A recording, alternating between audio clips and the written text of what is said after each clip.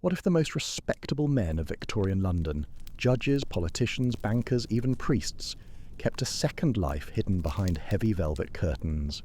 A life where affection was bought in whispers, where rent money was traded for loyalty, and where young men became both ornaments and outcasts. Welcome back, sleepy historians. Tonight we're not strolling through Parliament or wandering factory yards. Instead, we drift into that secret half of the city, the London that lived after dark, by gaslight and closed shutters. So settle under your blanket, let the noise of the day fade, and picture yourself in those foggy streets where shadows were thick and reputations could crumble with a single knock on the door. Because tonight's story belongs to the hidden concubines of Victorian London, lives erased from polite records, yet lived fully in the flicker between danger and desire. To truly understand the lives of these men, we first have to step into the city itself. Not the London of guidebooks and royal portraits, but the London that stirred when the gas lamps hissed to life, when hansom cabs rattled across wet cobblestones, and when the respectable citizens drew their curtains against the night. This was a city of contrasts.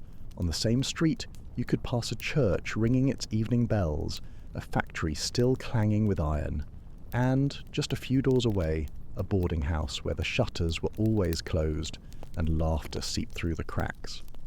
Soho's narrow lanes carried the scent of gin, tobacco and roasted chestnuts. Covent Garden after dark echoed with music, applause and gossip. And in the West End, where fortunes were flaunted in carriages and theatres, you might find an elegant townhouse hiding a far more private stage. Inside, the atmosphere changed. Heavy drapes muffled the street noise, perfume mingled with smoke, oil lamps threw amber pools of light across velvet settees, gilt mirrors, and piles of discarded gloves. It was here, in these rooms, that the arrangements took place. For the wealthy men of Victorian society, barristers, merchants, even members of Parliament, respectability was everything. Yet behind these curtains, they indulged in what could never be admitted in daylight. They sought beauty, youth, affection, and the careful illusion of intimacy. And the young men who provided it, the concubines, lived between two worlds, invisible in public, indispensable in private. Some were discovered in taverns, plucked from music halls, or recommended through whispered networks. Others drifted in from the countryside, hungry for work, dazzled by the chance of luxury, and only half aware of the risks. They were given fine waistcoats, pocket watches, sometimes even an allowance generous enough to keep a small apartment. But always, behind the gifts, there was a chain, one made not of iron, but of dependency and secrecy. If you imagine the life of a Victorian male concubine as endlessly glamorous, silk sheets, champagne glasses, glittering jewels, you would not be entirely wrong, but you would also not be entirely right. Their daily existence was a blend of indulgence and precariousness, of fleeting luxury and constant uncertainty. Morning might begin late, because the night had stretched long. A young man could wake in an apartment he did not own, with furniture bought by another's money, his wardrobe carefully chosen to please a patron's eye. He might wear crisp shirts with mother-of-pearl buttons, or tailored jackets that looked almost aristocratic. Yet these fine things were never truly his. They could vanish the moment the relationship soured. Meals were often taken irregularly, sometimes at private dinners with patrons, sometimes at taverns where their presence attracted whispers, and sometimes not at all when allowances ran dry. A concubine might dine on roasted duck one evening and wake the next day to nothing more than bread and weak tea. The afternoons were strange hours. Some spent them strolling in parks, rehearsing the mannerisms of respectability, a gentle laugh, a graceful bow, the art of listening more than speaking. Others lingered in coffee houses, watching the endless flow of city life while waiting for a summons. Many lived with the uneasy knowledge that their schedule, their finances, even their housing, depended on another man's whim. And yet, there was power in their position too. A clever concubine could influence gifts, negotiate better terms, or charm more than one benefactor at a time. They learned quickly how to flatter, how to soothe an anxious patron's ego, how to provide the illusion of romance in a society that denied its existence. Their skills were not measured in strength or craft, but in reading a man's mood, anticipating his needs, and performing devotion as carefully as an actor on stage. Evenings, of course, were the true theatre. The gaslit world of clubs, salons, and private apartments came alive after dark. A concubine might pour wine, entertain with music, or simply sit and listen, nodding at stories of politics and commerce that meant little to him. Sometimes the relationship leaned toward tenderness. Other times it was purely transactional, a contract written in glances and coins.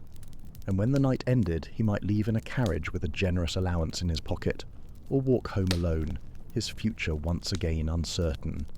For all the velvet curtains and quiet pleasures, the life of a Victorian concubine was never secure. Every step they took, every whisper exchanged in a smoky room, carried with it the weight of risk. The law was merciless. Acts of intimacy between men were not merely frowned upon, they were crimes, punishable by prison, hard labour, public disgrace, even exile. And so every meeting, every arrangement unfolded under the shadow of discovery. A single letter intercepted by a servant, a careless word in a tavern, or a neighbour's suspicion could summon the police to the door.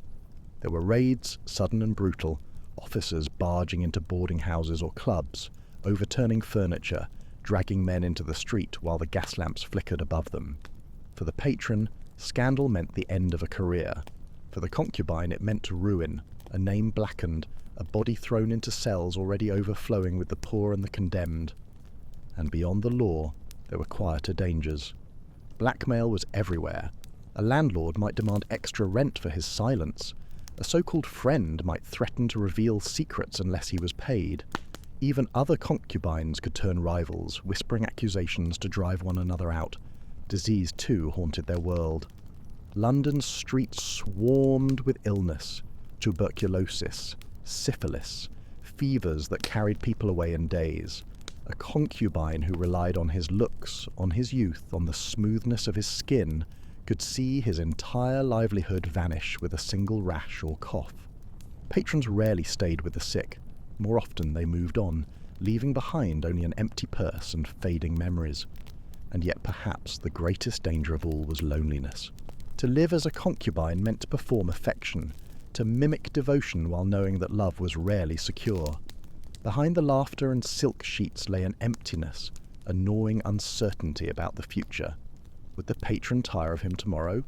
Would he be replaced by someone younger, prettier, more pliant? Would the world ever allow him to be more than a secret? These questions hung heavy in the air, heavier than the smoke that curled from the lamps, heavier than the perfume spilled across the carpets.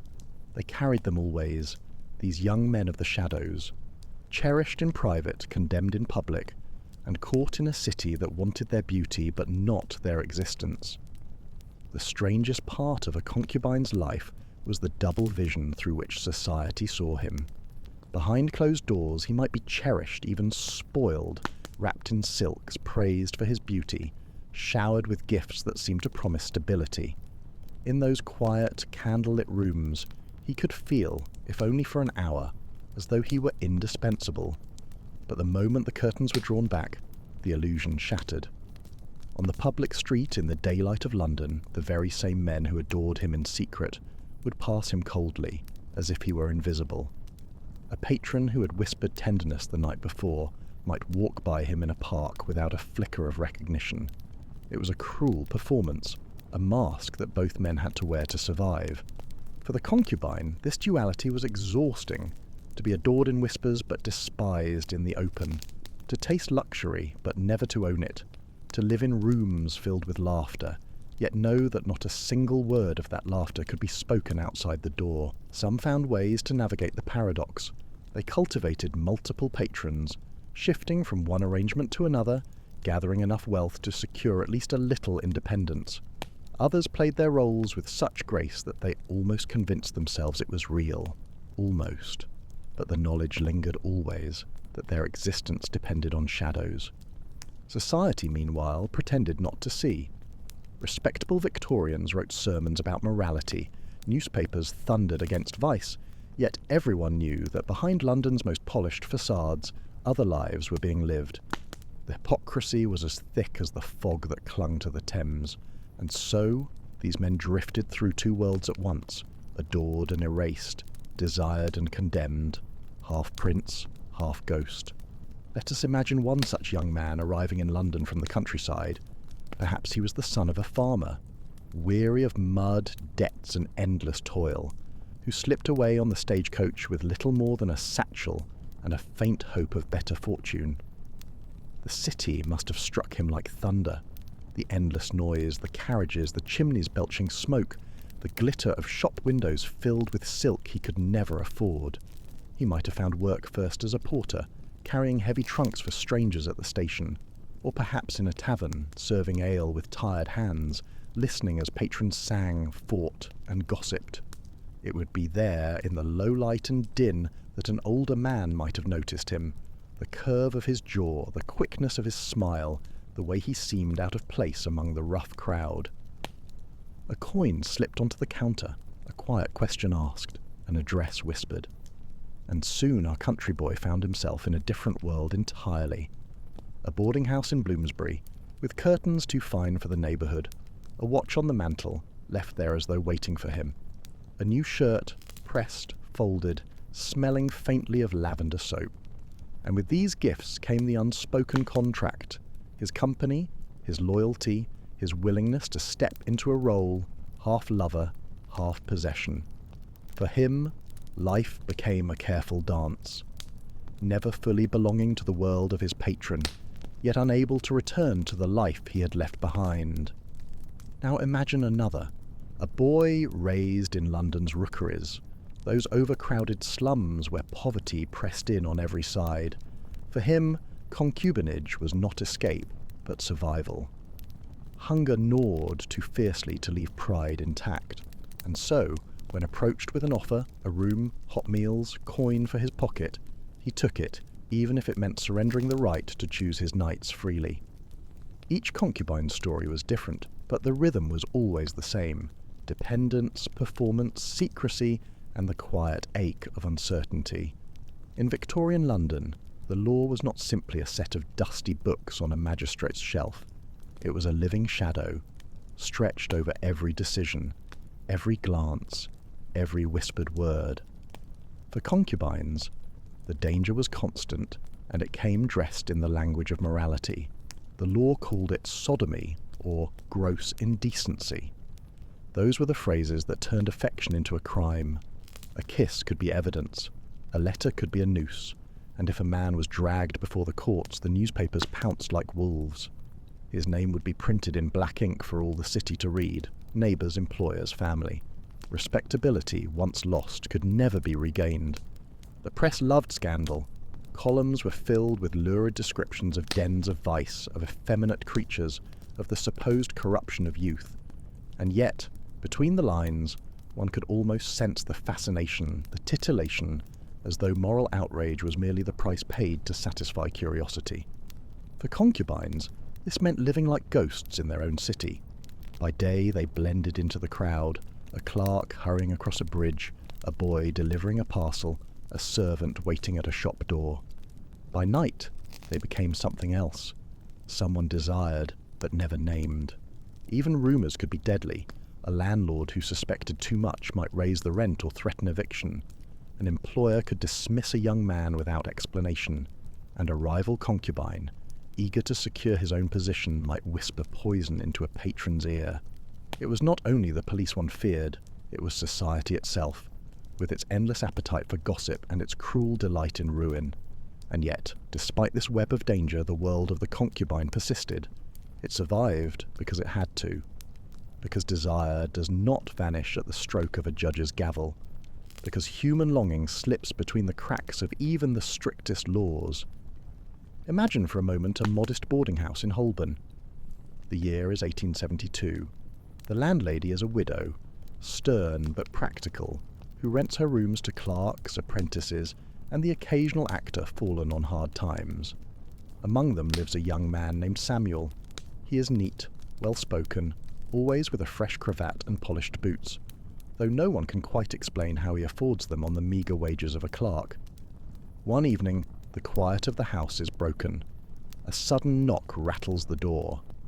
Police officers push inside, armed with suspicion and rumour. They march up the stairs, past startled tenants, and burst into Samuel's room. There, by the dim glow of an oil lamp, they find him not alone, but in the company of a much older gentleman, a magistrate no less, known for his fiery speeches on morality. The scene is chaos, the magistrate stammering, Samuel pale but silent, the officers smirking as though they had uncovered buried treasure. Within days, the newspapers would have their feast, the magistrate's career shattered, Samuel's name dragged through the mud, marked forever as a creature of vice. But Samuel's story, whispered in back alleys, was not unusual. In another part of London, a concubine named Thomas was betrayed not by the law but by his own circle. A so-called friend, jealous of his success, sent anonymous letters to his patron. Letters filled with lies, accusations of theft, infidelity, disloyalty. The patron, frightened of scandal, cast Thomas out without a second thought. Within weeks, Thomas was back on the streets, reduced to pawning the very gifts he had once been given. And then there were those who vanished entirely. No record, no trial, no scandal, only a sudden absence, a bed left empty, a face no longer seen in the tavern, a story broken off mid-sentence. London swallowed people like that whole, especially those who lived in its shadows. Each scandal, each betrayal, was a reminder. The concubine's life was balanced on the edge of a knife. One moment, laughter in a velvet room.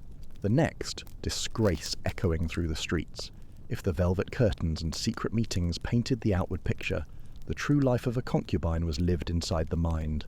A private stage, filled with longing, fear, and fragile hope. Many of them must have wondered, who am I beyond the role I play? By day they could pass as clerks, apprentices, or students. By night they were transformed into confidants, lovers, or adornments, depending on the demands of their patrons. The self blurred somewhere in between, not quite free, not quite enslaved, drifting between masks. Loneliness was their constant companion. Imagine a young man, barely 20, seated by the window of a room not his own. Outside, London bustled, street vendors crying their wares, carriages clattering over the stones, children laughing in the alleys.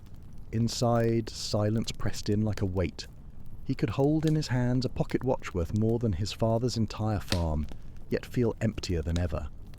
Because the watch was not a gift of love, but a lease on his loyalty. Even in the company of patrons, the loneliness persisted. He might laugh at jokes, pour the wine, lean close when asked, but always with the knowledge that affection could dissolve at the first sign of boredom. The role required devotion without guarantee, tenderness without reciprocity, and so, even as he played the lover, a part of him stood apart, watching, measuring, waiting for the inevitable end. Some grew hardened, treating each arrangement as a transaction. They learned to detach their hearts, to calculate survival rather than seek affection. Others could not help but hope, hoping that one patron might truly care, that one relationship might endure beyond secrecy. But in a world built on denial, such hopes were fragile things, easily crushed. And yet, beneath the ache, there was resilience. They found small joys where they could, in a new pair of boots, in the fleeting tenderness of an evening, in the camaraderie of others who lived as they did. They developed wit, charm, adaptability, skills as essential as food or shelter, and perhaps, in rare moments, they believed themselves beautiful, powerful, even if only reflected in the eyes of another. It was a strange kind of existence, to be desired and erased at once, to live a life made of glances, bargains and sighs, always half hidden, always half lonely. The world of a Victorian concubine was not only written in emotions and secrecy, it was etched into the very rooms they lived in, the clothes they wore, the objects they carried in their pockets. Imagine first the rooms, not palaces, not hovels, but something in between. A narrow boarding-house bedroom, transformed with sudden touches of luxury. A velvet curtain draped over a cracked window.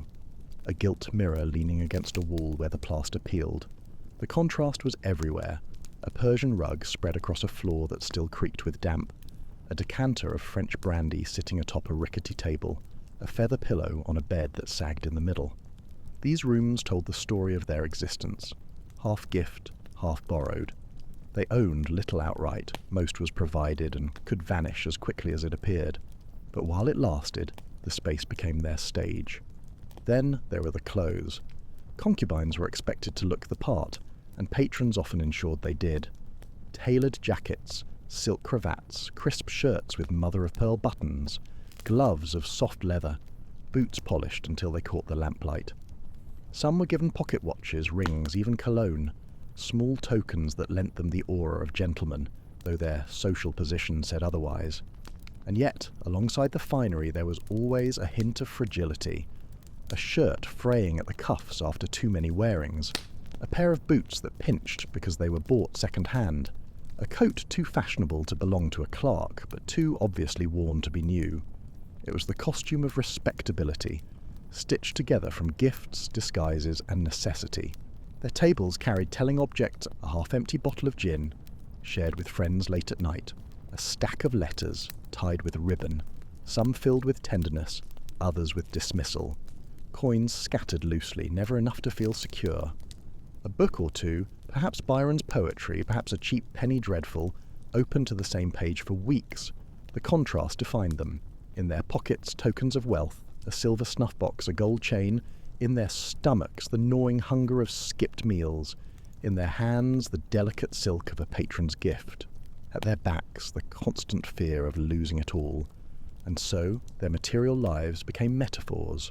Rich and poor at once, dressed as gentlemen, but living as dependents. Always in rooms that felt borrowed.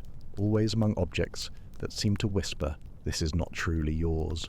Though history rarely mentions it, concubines did not live in perfect isolation.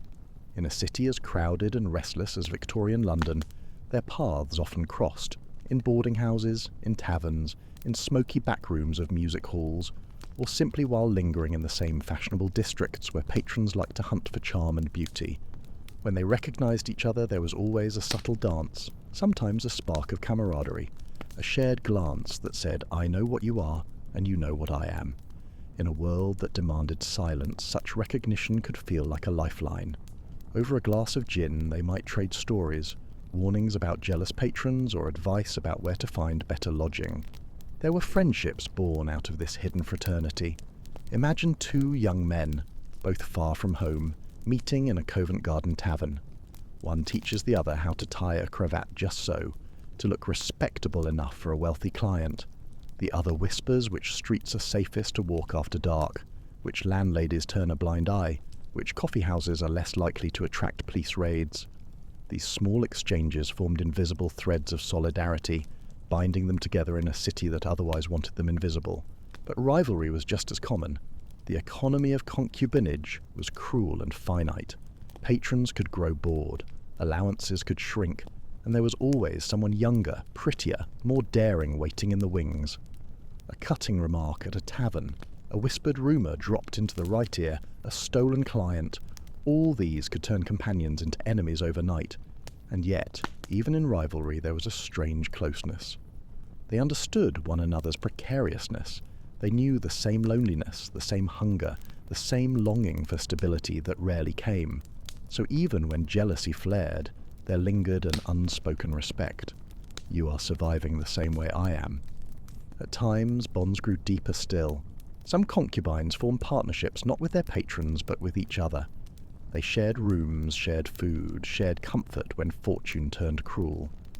Two young men could pass as mere lodgers to the world, while in truth they became one another's truest confidants, offering the kind of affection that required no payment, no performance. It was rare, but it happened, a quiet rebellion against the loneliness imposed by secrecy. Thus, within the hidden world of London's concubines, there existed both fellowship and competition, laughter and betrayal, a fragile community built on whispers and glances, surviving in the margins of a city that never admitted it existed. When the sun sank behind the chimneys and the fog rolled in from the Thames, London transformed. By day it was a city of sermons, markets and factories. By night it became a stage for indulgence, its gaslit streets glowing like ribbons of gold, its taverns humming, its theatres spilling laughter and applause into the alleys. It was in this nocturnal world that concubines and patrons wove their secret lives. The taverns of Soho were a starting point. Here the air was thick with smoke, the scent of gin and cheap tobacco clinging to every coat. Music drifted from a corner. Fiddles, pianos, a voice singing bawdy songs. At the wooden tables, sailors, actors and clerks crowded shoulder to shoulder. But among them sat wealthier men too, men who scanned the room with quiet intent. A concubine might be approached with a coin, a compliment, an invitation whispered under the din. Further west, the clubs of Covent Garden and the West End offered more refinement. Behind polished doors, gentlemen gathered to drink fine claret, to gamble, to exchange gossip. These clubs had shadows of their own, side rooms where conversations grew more intimate, where glances lingered longer than politeness allowed. Concubines who found their way here had to move carefully, balancing charm with discretion, for a single careless word could bring ruin to both parties.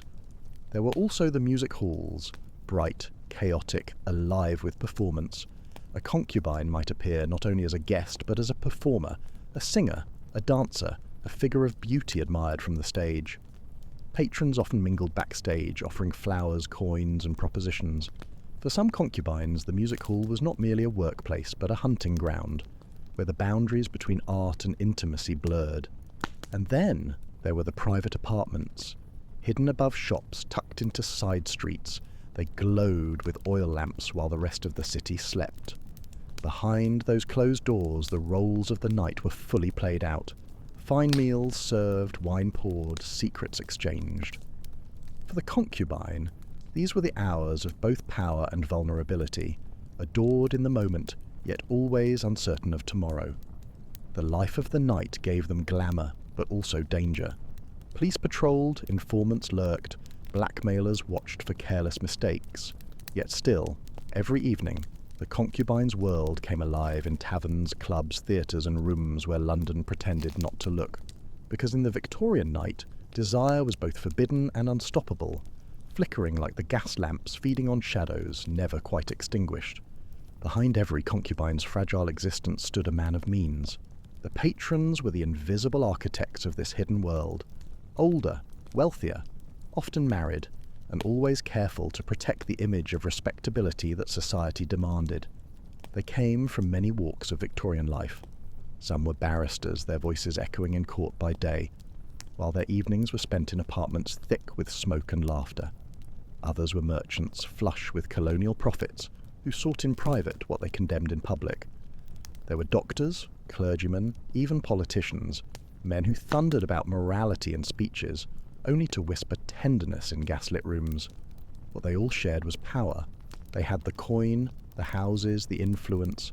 They could lift a concubine into temporary comfort, a fine coat, a rented room, a pocket full of shillings, or drop him back into poverty with a single word. Their affection was measured, their generosity conditional, their loyalty fleeting. Some patrons demanded obedience, treating concubines less like companions and more like possessions. These relationships were cages lined with velvet, gilded but suffocating. The young men played their parts, attentive, flattering, submissive, all the while knowing that rebellion would mean dismissal, eviction, hunger. Others sought something gentler. They were patrons who craved not dominance but tenderness, who desired the illusion of romance, who wished to be adored in ways their marriages never allowed. For concubines, these patrons offered a little more stability, a little more kindness, even if the balance of power never truly shifted. But always, the scales tilted in one direction.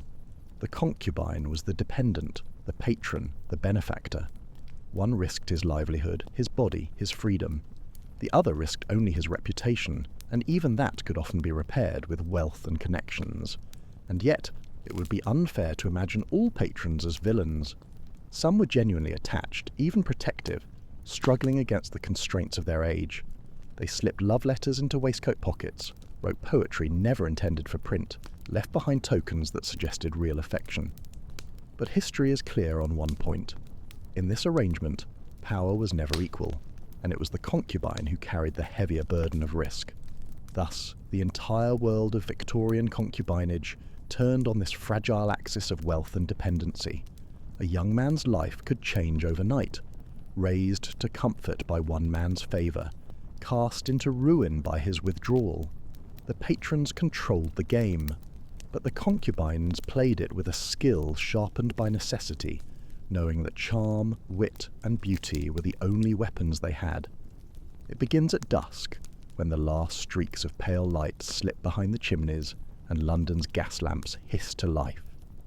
The concubine steps out of his boarding house, boots polished, cravat tied neatly, though his fingers trembled as he adjusted it. The fog is already gathering in ribbons along the street, softening the glow of the lamps. He pulls his coat tighter, not only against the chill, but against the eyes of neighbours who might wonder why a young man dresses so finely with no visible fortune. He walks toward Soho first, the air thick with the scent of roasted chestnuts, fried fish, and the acrid smoke of cheap tobacco. Street hawkers cry their wares, children dart between carriages, and the night hums with restless energy. At a tavern door he pauses, glancing inside. The room is crowded, sailors, clerks, labourers shouting over their mugs of gin. But at a back table, lit by a single sputtering lamp, sits his patron, a man of 50 in a dark coat, his rings glinting as he lifts a glass. Their eyes meet for the briefest moment. The patron does not smile, but the message is clear. Come here, sit with me. Inside, the concubine moves carefully. He must look casual, as though they are but acquaintances meeting by chance. He sits, pours wine, listens as the man speaks of politics, of trade, of things far from his own world. He nods, offers small replies, a smile at the right moment. Beneath the table a coin is pressed discreetly into his hand, the first signal of the night's arrangement. Later, they leave together, but not side by side. The patron walks ahead, dignified, as if alone. The concubine lingers a few steps behind, blending into the crowd. Only when they reach a quieter street do they draw close, slipping into a carriage that rattles off toward the West End. The apartment they enter smells faintly of lavender and cigar smoke. Heavy curtains are drawn, muffling the city beyond. A decanter of claret waits on the table, beside a dish of sugared almonds. The patron removes his gloves slowly, watching as the young man pours wine, his hands steady now, his performance as polished as the glass itself. The hours pass in murmurs, in laughter that never grows too loud, in touches that must never leave the room. There is tenderness, perhaps, or perhaps only habit, the rhythm of a bond both fragile and rehearsed. Gifts are promised, secrets exchanged, promises made that both know may dissolve by morning. And when the lamps burn low, the concubine slips away again, back into the fog, back into the narrow streets, the night air cold on his face. In his pocket are a few coins and the lingering scent of lavender on his sleeves. In his heart is a question without answer. How long can this last? The city does not pause for him. Carriages rumble, drunks sing, the river laps darkly against its banks. He returns to his small room, lays his coat carefully on the chair, and stares at the ceiling as dawn creeps pale and uncertain into the sky. This was his night, one of many. A routine, a performance, a fragile thread stretched across the chasm between desire and survival. For a concubine, time was both ally and enemy. In youth, time gave them beauty, smooth skin, bright eyes, the quick laugh that drew men closer. But as the years crept on, time became a thief. Wrinkles appeared too soon, shoulders stooped with hunger or illness, charm dulled by fatigue. Patrons rarely lingered. Some moved on to younger companions, trading one face for another as casually as they traded investments. Others withdrew altogether, frightened by age, by scandal, by their own guilty conscience. And so the concubine often found himself abandoned, standing on the same streets he once walked with pride, now overlooked, invisible. What happened to them then? Some tried to reinvent themselves, clerks in dusty offices, servants in larger households, performers in music halls. A few, lucky or shrewd, saved enough coin to open small shops or lodging houses, carving out modest independence, but many slipped downward into poverty's grip. The same taverns that once echoed with flirtation now echoed with their pleas for work, their jokes turning bitter, their health crumbling under the weight of gin and despair. And yet, even in this decline, they carried stories, whispers of velvet nights, of rooms once heavy with perfume, of love letters burned to ash in the grate, memories that flickered like gas lamps at dusk, fragile, trembling, yet still alight. So, as London's fog curls around its streets, we leave behind these hidden figures of Victorian life. Men who lived between shadows and lamplight, adored in secret yet erased in daylight, both fragile and resilient. Their names are mostly lost, their faces vanished, but their presence lingers in the margins of court records, in the half-spoken scandals of newspapers, in the silence of rooms that once held whispers and laughter. History did not carve statues for them. It barely wrote their names. But tonight, in remembering, we give them a little space, a little voice, a little flicker of the humanity they carried in such a hostile age. So close your eyes now. Imagine the faint glow of a gas lamp outside your window, the muffled hum of a city falling asleep. Somewhere, in another time, a young man sits at a table with a watch, a letter, and the memory of a smile, and for a moment he is not forgotten. Good night, dear listener. May your dreams be softer than their nights, and may history's silence never erase the tenderness they once knew. Hello there. Settle in and get comfortable. Dim the lights and let the soft hum of the night be your companion. We're going to travel back in time, not with a roar and a flash, but with a whisper. We are going to a world not so different from our own, but one where secrets were as common as the cobblestones on the street, and love was a quiet, hidden act of rebellion. This is a story about the quiet, hidden lives of people who found love and belonging in the shadows of Victorian England. It's a tale of courage, a little bit of magic, and the stubborn, persistent hope that light always finds its way. Imagine waking up in a small, rented room in 1891. The gaslight outside casts a flickering amber glow on your ceiling. The wallpaper, a faded floral pattern, seems to come alive and then fade back into shadow with each flicker. The air is cool, carrying the faint, distant scent of coal smoke and wet earth. The day doesn't begin with a bell, but with a quiet, internal checklist. You lie in the narrow bed, the starched sheets a little scratchy against your skin, and you listen. Every sound is a signal. The distant clatter of a milk cart, a dog barking down the street, the first heavy footsteps of the landlady stirring downstairs. Each creak of the floorboards above and below is a potential whisper of danger, a question about your whereabouts, a judgment waiting to be passed. This isn't paranoia. It's simply the way of things. It's the constant low-level thrum of a double life. Did you remember to hide your diary? It's not just a book of thoughts, but a book of treason. Its pages are filled with coded prose, a name disguised as a flower, a meeting place described as a fictional journey. You visualize it, tucked away behind a loose brick in the back of the fireplace, wrapped in a scrap of oilcloth to protect it from the soot. Is the note you received yesterday from a dear friend just one line, a promise of a future meeting, safely burned? You can still smell the faint, acrid smoke from the match you used. These are the small, daily rituals of survival. Your room is a cozy, clever sanctuary. It is more than just a place to sleep. It is a fortress of the self. Every object has a purpose beyond the obvious. Your hat box, sitting neatly on top of the wardrobe, holds not just your Sunday bonnet, but also a ribbon, a few letters pressed into the folds of a silk scarf, and a scrap of poetry hidden amongst a list of mutton recipes. The poem is a lifeline, a tangible link to a soul who understands you. The letters are a testament to connections that exist outside the confines of the world. You wash your face and hands with cold water from a chipped pitcher, the shock of the temperature a brief, sharp reminder that you are here, now, awake. You practice a neutral expression in the cloudy glass of the mirror. A smile might be too much, inviting questions about its source. A frown might invite sympathy, or worse, suspicion.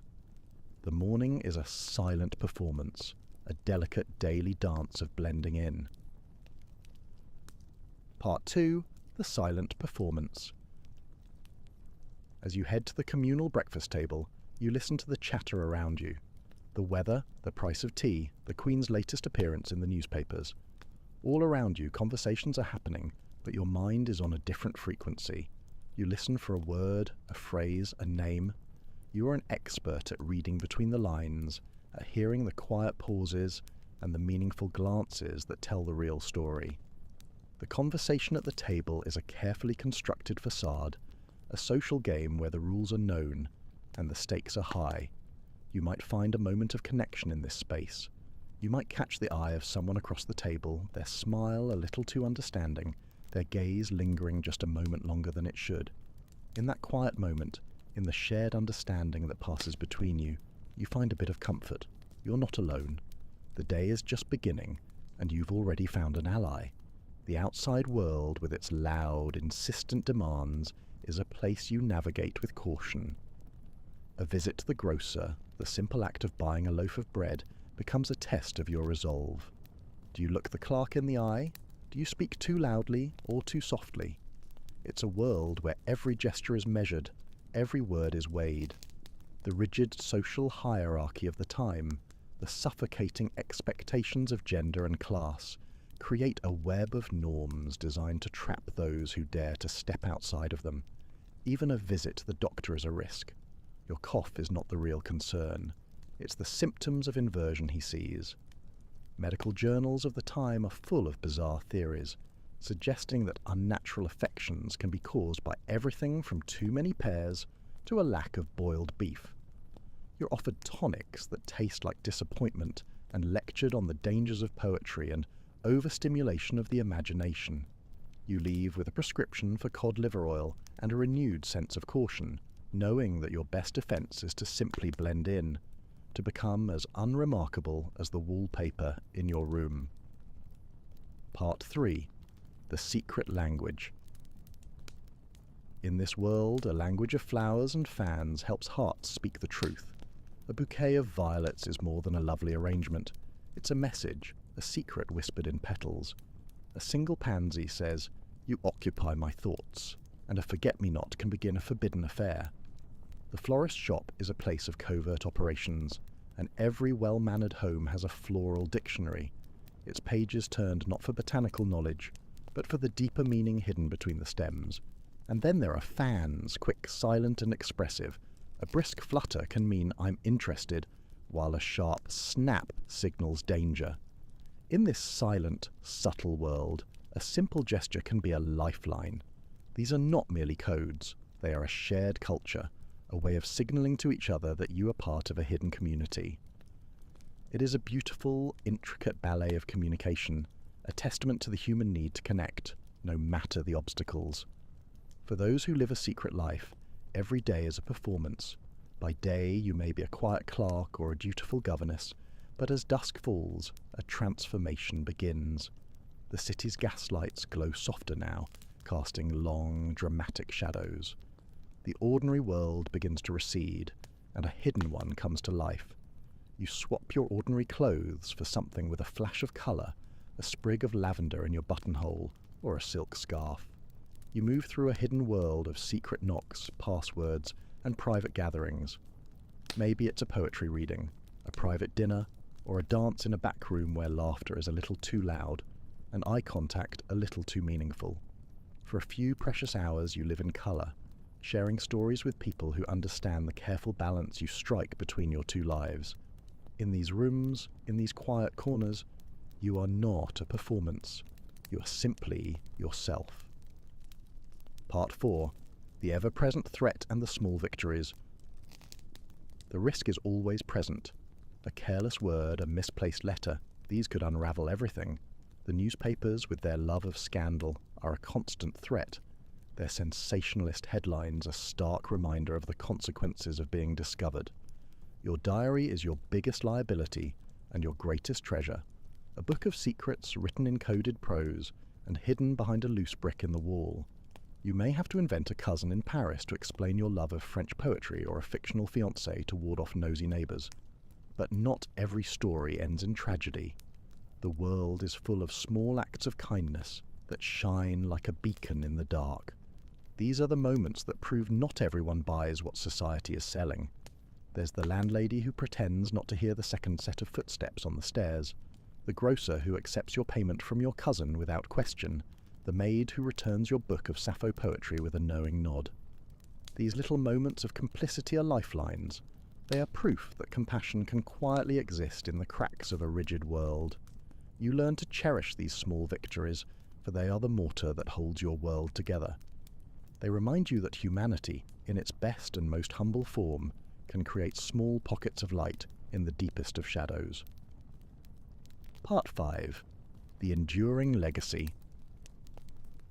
This is a story about the stubborn, hopeful hearts that beat in the shadows of history. It's a story of finding family not through blood, but through secret glances and shared smiles. It's a story of survival, of laughter in the face of fear, and of loving fiercely against all odds.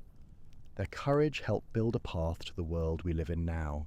The secret poets, the midnight dancers, and the quiet rebels of the past are not ghosts of a bygone era. They are our ancestors, and their legacy is the freedom we enjoy today. Their struggle, their fear, and their defiance were not in vain. So, as you drift off tonight, remember them. Rest easy, knowing your secrets are safe, your blankets are warm, and your love, whatever shape it takes, is a story that has always deserved to be told, and one that has always found a way to survive. Sweet dreams. Many people romanticize Victorian courtship, picturing stolen glances across ballrooms, passionate love letters, and gentlemen proposing on bended knee. But for most, it was a terrifying gauntlet of bizarre rules, awkward encounters, and social landmines that could ruin your entire future. Dating wasn't about finding your soulmate. It was about not accidentally getting engaged to a stranger because you mishandled a handkerchief. So yeah, if these stories sound interesting to you, subscribe. And I'm curious, what time is it where you are? Last week, someone from Canada mentioned they listened during lunch breaks. Not judging, just wasn't expecting that. We're heading back to Victorian England in a minute. First, though, get comfortable. Seriously, take a second.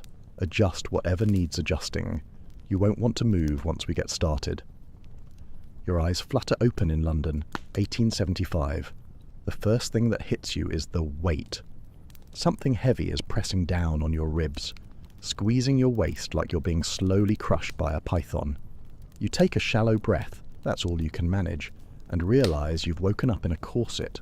And not just any corset, but one cinched so tight you can feel your organs rearranging themselves to make room. Miss Elena, please hold still. We must have you looking perfect today. That's your lady's maid Agnes, currently attempting to compress your waist to the fashionable 18 inches.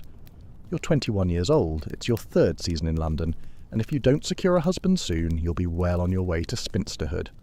Unlike your comfy bed back in 2025, you're perched on the edge of a wooden chair in your dressing room, gripping the sides as Agnes performs what can only be described as socially acceptable torture in the name of beauty. Your mother insists you look your absolute best today, Agnes continues, giving the laces another brutal tug. Lady Harrington's tea is very important. I hear Mr. Blackwood will be in attendance. You stifle a groan. Mr. Blackwood, the latest in your mother's parade of suitable matches. He's wealthy, from a good family, and about as interesting as watching paint dry. But he's eligible, and in Victorian England, that trumps personality every single time. I spent a concerning amount of time researching Victorian matchmaking for this story, and let me tell you, dating apps might be a hellscape, but they're nothing compared to the Victorian marriage market. Courtship in the 1800s was basically a real-life game of chess where one wrong move could ruin your entire life. Agnes, you whisper, must the corset be so tight? I could hardly breathe at Lady Pembroke's ball last week. Your mother says a gentleman doesn't want a wife who eats more than a bird, Agnes replies, not easing up one bit. Now, let's get you into your dress. The dress, a pale blue morning gown with enough layers to clothe a small village. The wire cage crinoline underneath keeps the skirt extended in a perfect bell shape. It looks elegant, but feels like you're wearing a prison. You can't sit properly, can't move quickly, and can't even use the bathroom without a major operation. Not that a proper Victorian lady would ever admit to having bodily functions. The marriage market, your one and only career. For women, marriage was essentially their career. A bad match could mean a lifetime of misery with no escape. Divorce was nearly impossible, incredibly scandalous, and usually left women destitute. The stakes were impossibly high. "Your mother has been up since dawn," Agnes says, arranging your hair. "She's determined to see you engaged before the season ends." You know what she isn't saying. Your younger sister is waiting her turn to be introduced to society, and having 2 unmarried daughters doing the rounds at the same time would be both expensive and slightly embarrassing. You're taking up space in the marriage market. Time to move inventory. Picture this. The Victorian marriage market was literally called the season. It ran from April to August, when Parliament was in session. Aristocratic and upper-middle-class families would pack up from their country estates and head to London for months of strategically planned social events. The entire purpose? To throw young women and men together in carefully supervised settings so they could find suitable matches. "Miss Elena, your mother wants to review your dance card before we leave," Agnes says, pinning the final strands of your hair into place. The dance card was a little booklet attached to your wrist by a ribbon where gentlemen would pencil in which dances they'd reserved with you. A full dance card meant you were popular. An empty one meant you were failing miserably, dating by way of public performance and immediate visible judgment. Fun dot. "Agnes, what if I don't want to marry Mr. Blackwood or any of Mother's choices?" Agnes looks at you like you've suggested flying to the moon. "Miss Elena," she says quietly, "what choice do you have?" And that's the million-dollar question, isn't it?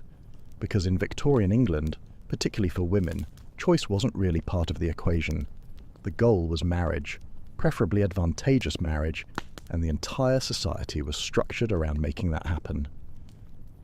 A debut, a dress, and a dossier. The coming-out process had nothing to do with sexuality and everything to do with announcing, "Hello, world, I'm officially on the marriage market." For upper-class girls, this meant being presented at court, literally curtsying before the Queen to signal your debut into society. It was essentially a royal stamp of approval saying, "This one's ready for breeding." Your coming out had been 3 years ago. You remember standing in a line of nervous girls in white dresses with feathers in their hair, waiting to curtsy before Queen Victoria herself. One girl actually fainted. Nobody helped her until after her presentation was complete. Priorities. "You look beautiful, Miss Elena," Agnes says, stepping back to admire her work. You stare at yourself in the mirror. You do look beautiful, in the Victorian sense. Pale skin, achieved by staying indoors, a tightly corseted waist, and elaborately styled hair. You're a perfect product, packaged and ready for market. When you head downstairs, your mother is waiting in the drawing room, already dressed in her visiting clothes. She looks you up and down with the critical eye of a livestock judge at a county fair. "Elena, dear, turn around." You do a slow spin, and she nods approvingly. The blue brings out your eyes. Mr. Blackwood mentioned he favours blue. Of course he did, and of course she remembered. Your mother has been collecting information on eligible bachelors like she's building a dossier for the Secret Service. "Mother," you begin carefully, "I was thinking perhaps I might spend some time in the library today instead." "Don't be ridiculous," she cuts you off. "Lady Harrington has specifically arranged for several eligible gentlemen to be present. It would be most impolite to decline." Translation: get in the carriage, we're going husband hunting. The carriage ride to Lady Harrington's is uncomfortable, both because of your corset and the lecture your mother delivers on property etiquette. Don't speak unless spoken to. Don't laugh too loudly. Don't eat too much. Don't sit too close to a gentleman, but also don't be standoffish. It's like trying to navigate a labyrinth blindfolded. "And remember," your mother says, as the carriage pulls up to the impressive townhouse, "Mr. Blackwood is heir to a considerable fortune. His family owns property in both Kent and Yorkshire." You nod dutifully. Property in Kent and Yorkshire. How thrilling. How romantic. The art of controlled conversation. The footman helps you down from the carriage, and you follow your mother up the steps to Lady Harrington's home. Inside, the drawing room is already filled with people, mostly women in elegant dresses with a strategic sprinkling of eligible bachelors. The men look as uncomfortable as the women look determined. It's a battlefield disguised as a tea party. "Mrs. Pembroke! Miss Pembroke! How delightful!" Lady Harrington swoops down upon you, air-kissing your mother and examining you with sharp eyes. "Elle est la Nina, my dear. You look positively blooming. Come, there are several people you simply must meet." And so it begins. You're paraded around the room like a prize heifer, introduced to a series of gentlemen who all blur together in a sea of side whiskers and polite bows. You make the same small talk about the weather, the season, the latest performance at the theatre.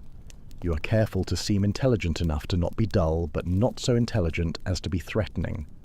Let me tell you about the Victorian rules for conversation between unmarried men and women, because they're gloriously, hilariously specific. A proper young lady couldn't just start chatting with a man she didn't know. She had to be formally introduced by a mutual acquaintance. Even after an introduction, physical contact was strictly limited. No touching, and definitely no hugging. A gloved hand might be offered for the briefest of handshakes or to be escorted into dinner.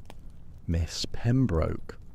A deep voice breaks into your thoughts, and you turn to see a tall man with dark hair and impressively bushy sideburns bowing slightly. "I believe we met at Lady Westmorland's ball last month. Henry Blackwood at your service." So this is the famous Mr. Blackwood. You curtsy in response, noting that he is at least better looking than your mother had led you to believe. Not that it matters. His personality could still be as dry as last week's toast. "Mr. Blackwood," you respond. "How lovely to see you again." "I trust you are enjoying the season thus far?" he asks, and you launch into the expected script of polite conversation. The thing about Victorian dating is that it was almost impossible to get to know someone properly before marriage. All your interactions were supervised, and all your conversations were limited to approved topics. You were basically expected to decide if you wanted to spend your entire life with someone based on how well they made small talk about the weather and whether they could dance a proper quadrille. "Would you care to take a turn about the room, Miss Pembroke?" Mr. Blackwood asks, offering his arm in a perfectly proper manner. You nod and place your hand lightly on his arm, careful to maintain the appropriate distance between your bodies, close enough to converse, far enough to prevent any improper contact. Your mother, you notice, is watching like a hawk from across the room, a satisfied smile on her face. "I understand you enjoy reading, Miss Pembroke," Mr. Blackwood says, as you stroll slowly around the perimeter of the room. "May I ask what authors you prefer?" You hesitate. This is a trap. If you name something too intellectual, you risk seeming blue-stocking-ish, a term for overly educated women who are considered unmarriageable. If you name something too frivolous, you risk seeming empty-headed.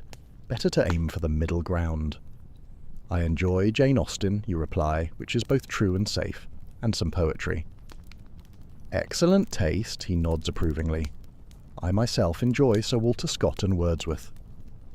And thus begins the delicate dance of trying to gauge compatibility through the most constrained conversation imaginable. It's like trying to assess someone's entire personality by watching them select produce at a grocery store. Good luck with that. The stakes are high, the choices are few. "May I be so bold as to request the honour of calling on you tomorrow afternoon, Miss Pembroke?"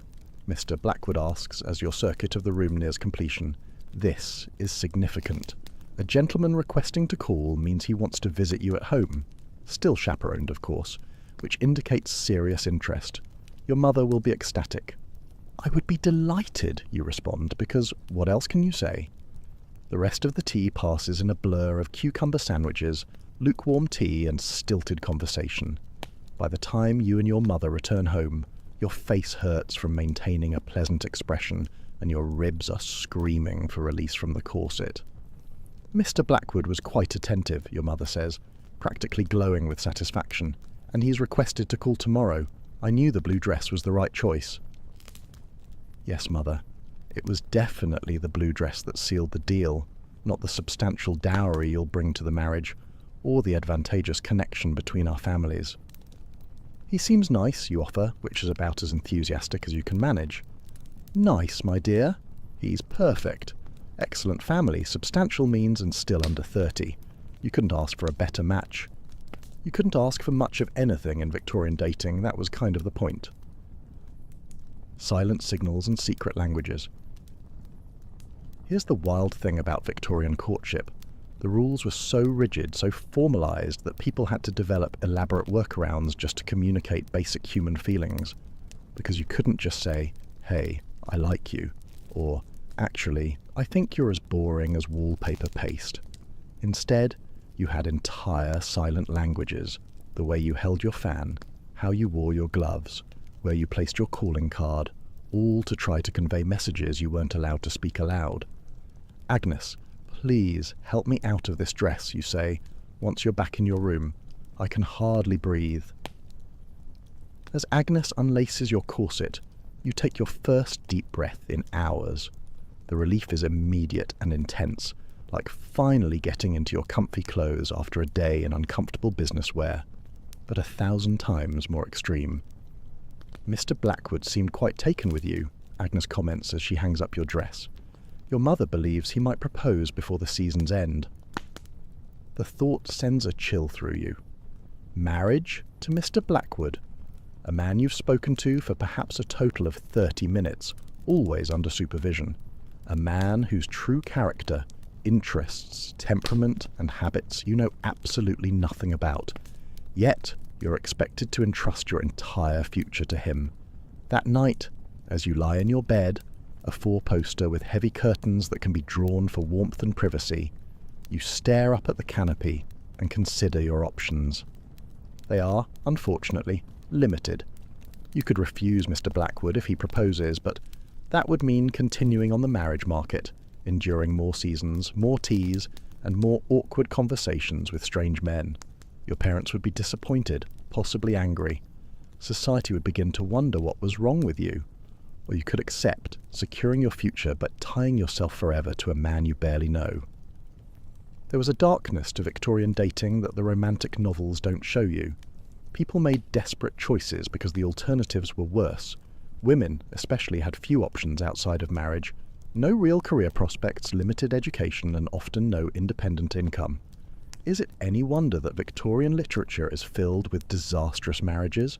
They were basically playing relationship roulette with the highest possible stakes.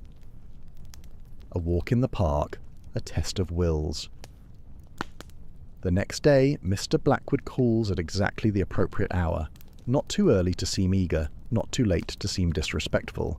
He's shown into the drawing room where you wait with your mother, who has strategically arranged herself at the far end of the room, close enough to chaperone, far enough to give the illusion of privacy. "Miss Pembroke," he bows, "you look lovely today." "Thank you, Mr. Blackwood," you curtsy in return. "Won't you sit down?" He takes a seat across from you, maintaining a proper distance. Your mother pretends to be engrossed in her embroidery, but is clearly listening to every word. "I trust you're well?" he asks. "Very well, thank you," you reply. "And yourself?" "Quite well." An awkward silence falls. This is the problem with Victorian dating small talk. There are only so many polite nothings you can exchange before you run out of approved topics. "I was wondering," Mr. Blackwood says finally, "if you and your mother might do me the honour of accompanying me to the botanical gardens tomorrow. The weather promises to be fair. A public outing, another step in the courtship progression." Your mother looks up from her embroidery, beaming. "We would be delighted," she answers before you can speak. "Wouldn't we, Elena?" "Yes," you say, because again, what choice do you have? That sounds lovely. Mr. Blackwood stays for exactly the appropriate amount of time, not so short as to be rude, not so long as to be presumptuous, before taking his leave with another bow and a promise to call for you at 2 o'clock tomorrow. As soon as he's gone, your mother is by your side, practically vibrating with excitement. "A walk in the gardens, my dear. He's clearly smitten. I wouldn't be surprised if he speaks to your father within the month." "Mother, I've barely spoken to him," you protest. "I hardly know him at all." She pats your hand condescendingly. "Nonsense. Your father and I were engaged after 3 meetings. That's how it's done in proper society. You'll have a lifetime to get acquainted after you're married." The Victorian approach to marriage compatibility was wildly different from ours today. We worry about emotional connection, shared values, and whether someone's Netflix preferences are compatible with ours. Back then, it was all about social standing, financial security, and family connections. Actual personal compatibility was considered a nice bonus if it happened, but certainly not a requirement. That night, as Agnes helps you prepare for bed, she notices your distracted expression. "Troubled thoughts, Miss Elena?" she asks, brushing out your hair. "Agnes, do you think it's possible to marry for love in our world, or is it always just a business arrangement?" Agnes's hands pause briefly before resuming their work. "I think," she says carefully, "that love can grow where it's planted, but the soil must be right first." Translation: Sure, you might eventually fall in love with Mr. Blackwood, but first make sure he's not going to leave you penniless or treat you badly. You climb into bed, your mind still spinning with thoughts of tomorrow's outing and what it might mean for your future. The mattress is stuffed with horsehair, the luxury option in Victorian times, and your sheets are fine linen. But despite these comforts, sleep feels distant. In the quiet darkness of your bedroom, you wonder what Mr. Blackwood is thinking. Is he lying awake too, contemplating a future with you? Or is he simply checking off boxes on his list of requirements for a suitable wife? Does he care about your thoughts, your dreams, your desires? Or just your dowry and family connections? You'll likely never know. That's the tragedy of Victorian dating. Two people making life-altering decisions based on the barest acquaintance, both wearing masks of propriety that hide their true selves. It's a system designed to create matches, not happiness. As you finally drift towards sleep, your last thought is of tomorrow's garden walk and what new steps in this elaborate courtship dance it might bring. The rules are clear, the expectations set. All that remains is to play your part in this carefully choreographed performance and hope that when the music stops, you find yourself in a partnership you can endure, if not enjoy. The language of fans, flowers, and handkerchiefs. Your body sinks deeper into your modern mattress as you think about how different dating is today compared to Victorian times. How lucky we are to be able to actually get to know someone before committing our lives to them. How fortunate to have choices, independence, and the freedom to express our feelings directly instead of through elaborate codes and signals. The morning of your garden outing dawns bright and clear. Your stomach is in knots, not from excitement, but from the sheer weight of expectations. Yesterday, your mother spent 3 hours coaching you on proper garden walking etiquette, as if strolling through flowers requires specialized training. "Agnes," you whisper, as she tightens your corset for the day. "What if I trip and fall into a rose bush? Mother would never recover from the shame." Agnes snorts, then quickly composes herself. "Miss Elena, just remember to keep a proper distance from Mr. Blackwood, and for heaven's sake don't touch anything without your gloves." Ah, yes, the gloves. In Victorian England, bare hands were practically considered obscene. A proper lady never ever went outdoors with naked hands. The physical barrier of fabric between your skin and the world was just one more way to maintain that precious proper distance between yourself and potential suitors. As Agnes helps you into your walking dress, a slightly less formal outfit that still requires a corset, petticoats, and enough fabric to upholster a sofa, you notice her slipping something into your small handbag. "What's that?" you ask. "Your fan," Agnes says with a meaningful look. "The ivory one with the painted birds." "Of course, your fan." That seemingly innocent accessory was actually the Victorian woman's secret weapon. I found this amazing book at a museum gift shop, once that translated the Victorian language of the fan, and holy crap, it was basically Morse code with wrist flicks. Museum guides will tell you that women use these signals to communicate secretly with potential suitors across crowded rooms, all while looking perfectly proper. "Remember what I taught you," Agnes murmurs as she arranges your hair. "The fan is your voice, when your lips must remain silent."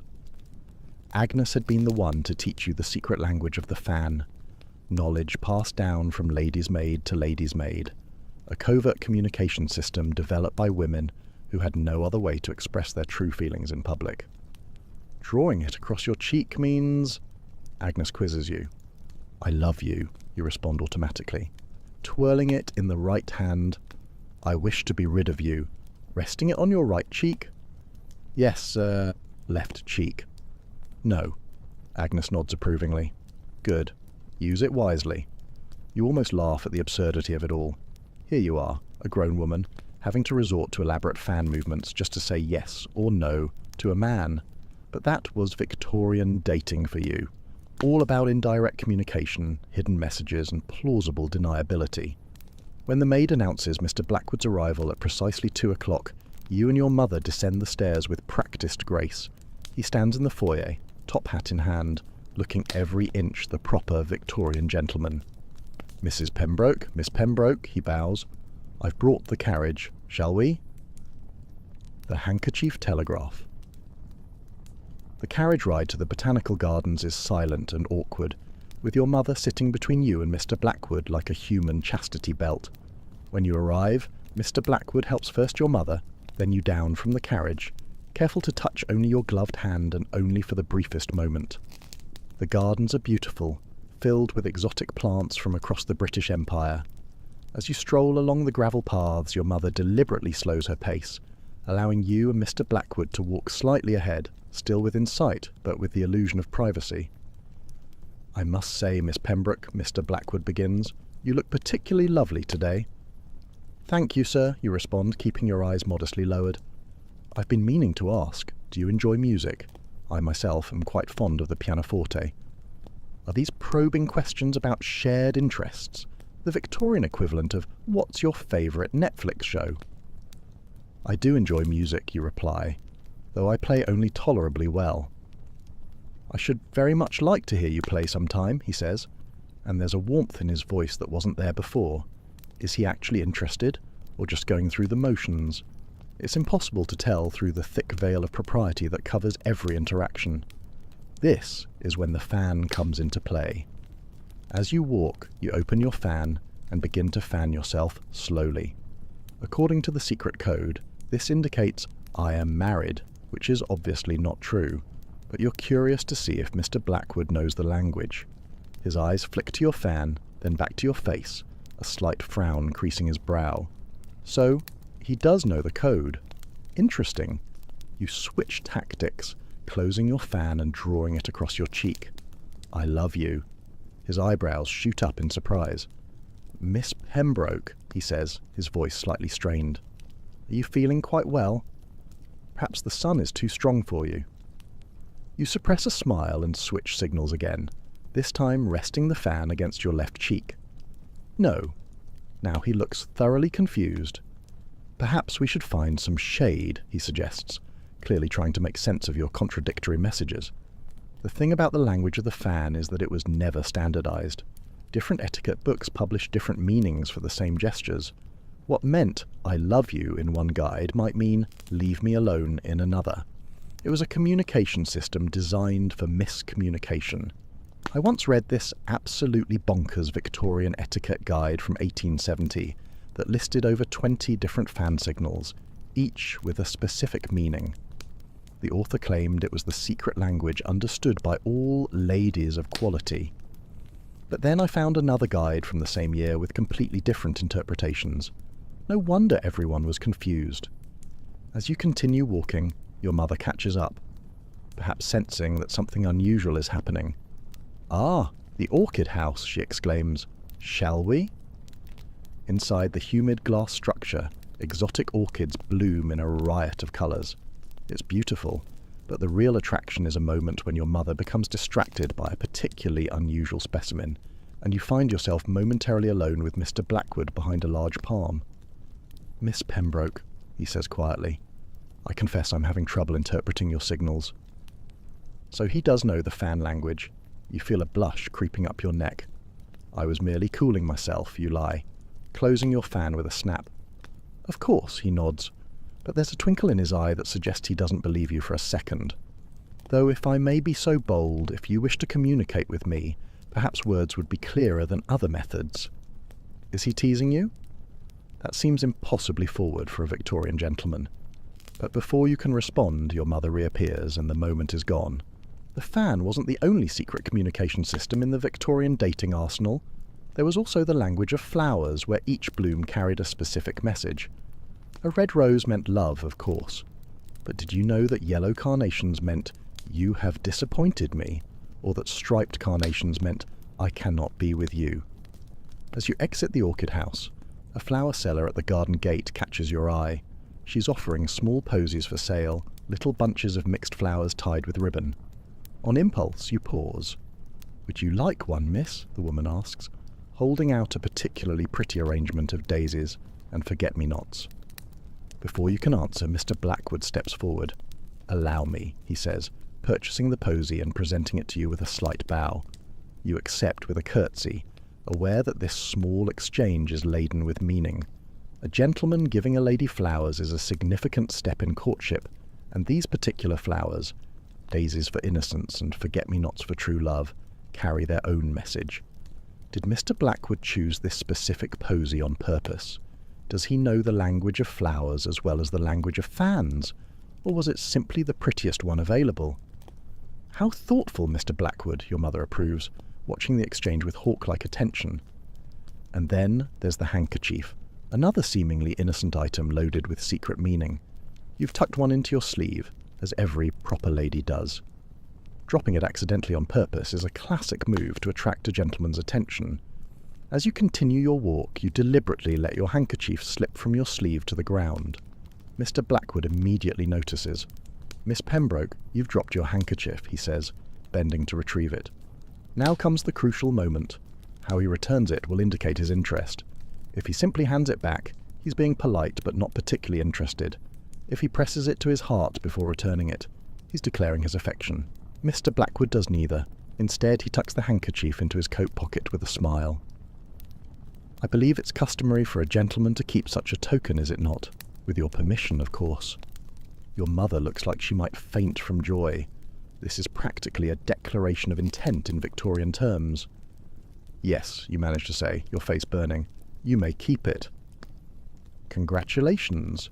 You've just engaged in the Victorian equivalent of changing your Facebook status to "in a relationship." Look, I'm not making this stuff up. Victorian people wrote actual guidebooks on handkerchief flirting. I found this one journal from 1867 that published a whole system called the handkerchief telegraph. It had signals like drawing it across the lips meant "I desire your acquaintance," and letting it rest on the left cheek meant "no," while the right cheek meant "yes." The journal even warned that these signals should only be used at balls, parties, theatres, and on the street, but never in church, because apparently God draws the line at handkerchief flirting. The modern gaze on a brutal system. By the time you return home from the gardens, you're exhausted, not from physical exertion, but from the mental gymnastics required to navigate Victorian courtship rituals. Every gesture, every word, every glance has been calculated and analysed for hidden meaning. "Well?" your mother demands as soon as Mr. Blackwood has taken his leave. "What did you think of him?" "What can you say?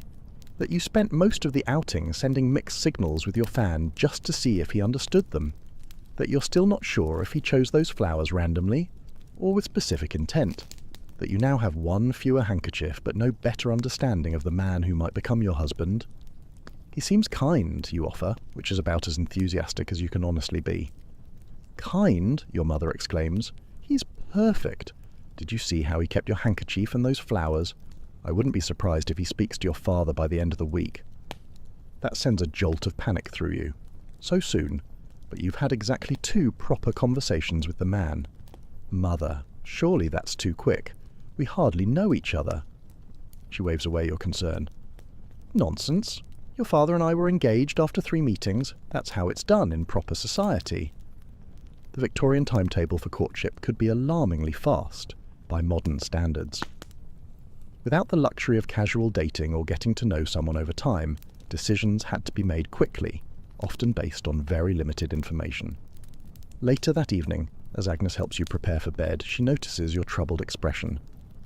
"Was the outing not to your liking, Miss Elelanena?"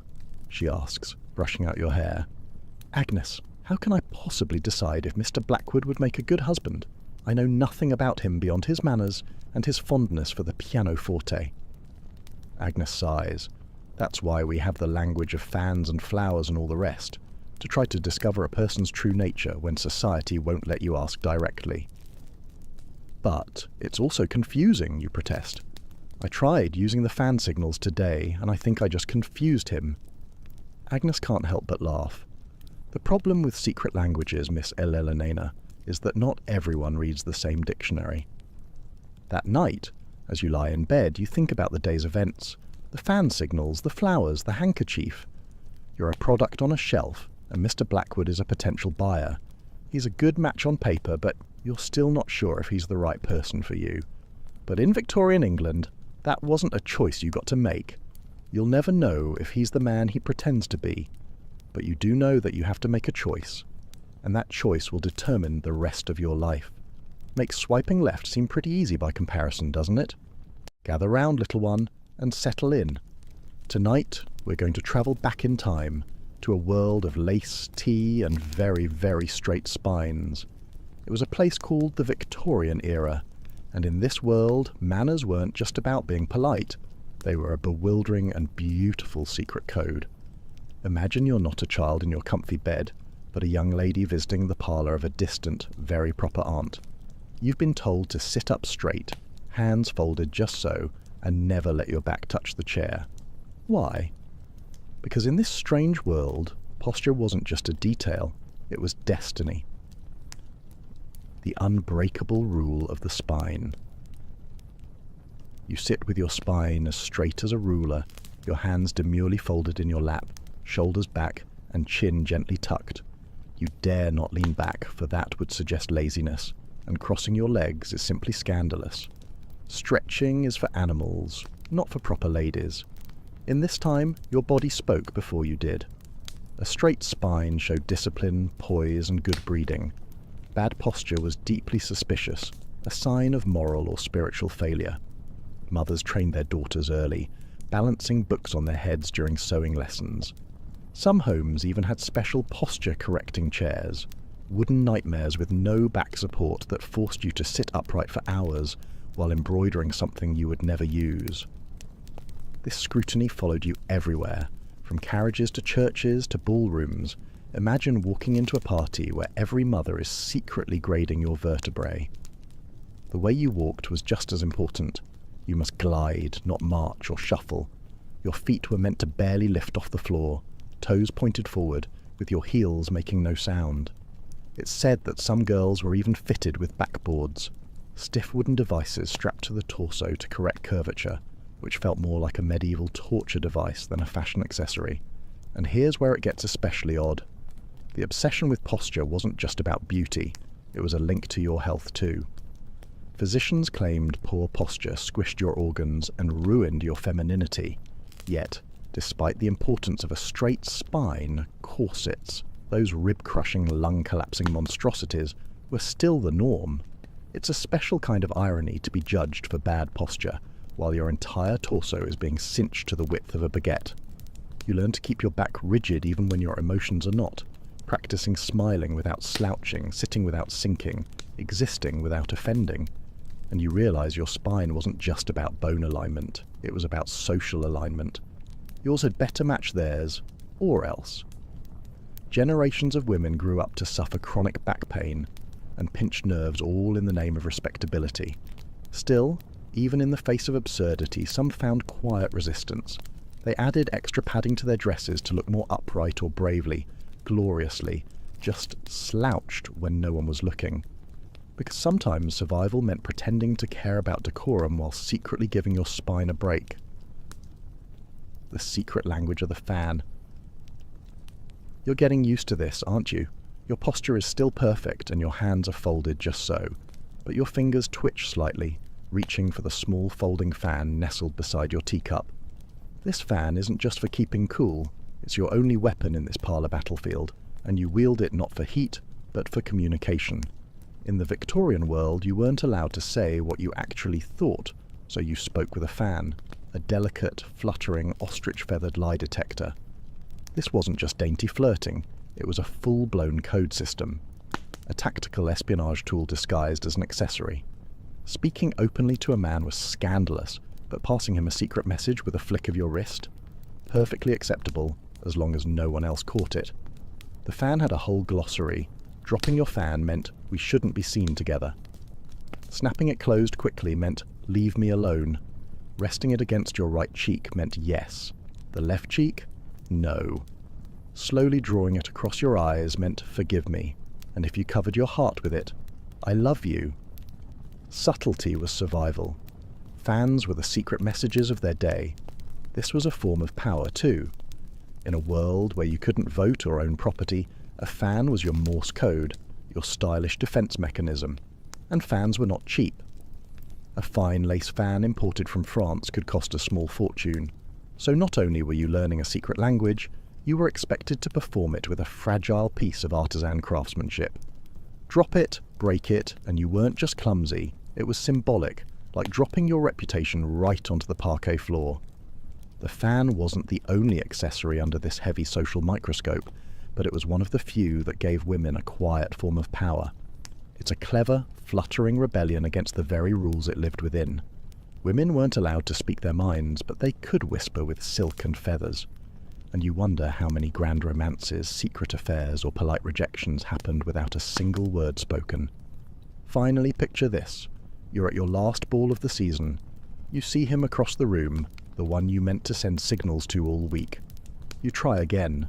A glance, a flutter, a flick. Maybe he catches it, maybe he doesn't. But you hold your fan high, composed, unreadable, because even if you're boiling inside a gown with 37 buttons, you still know how to say everything without saying a word. The pocket crisis. You're getting used to the fan, sort of. At least it gives your hands something to do while you try not to commit the next major faux pas.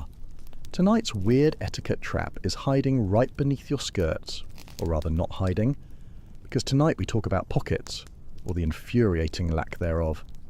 You may think a pocket is just a place to stash your lip balm, but in the 1800s pockets were a political statement. Here's the problem. You don't have any. Not real ones, not like the men do. In the 1700s women used to have pockets, big ones too, tied around the waist under layers of skirts.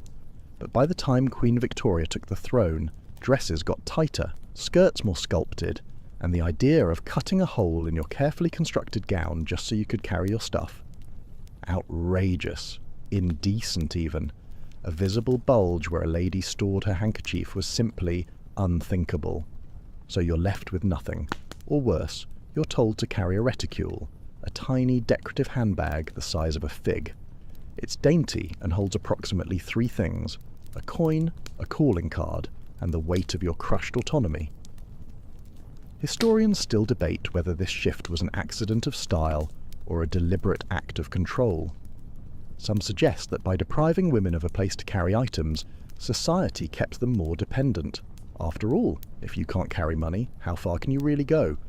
And so here you are, invited to tea across town. You need a handkerchief, a comb, a key, but you have nowhere to stash it. You have to ask your brother, or worse, your maid. It's not just inconvenient. It's absurd.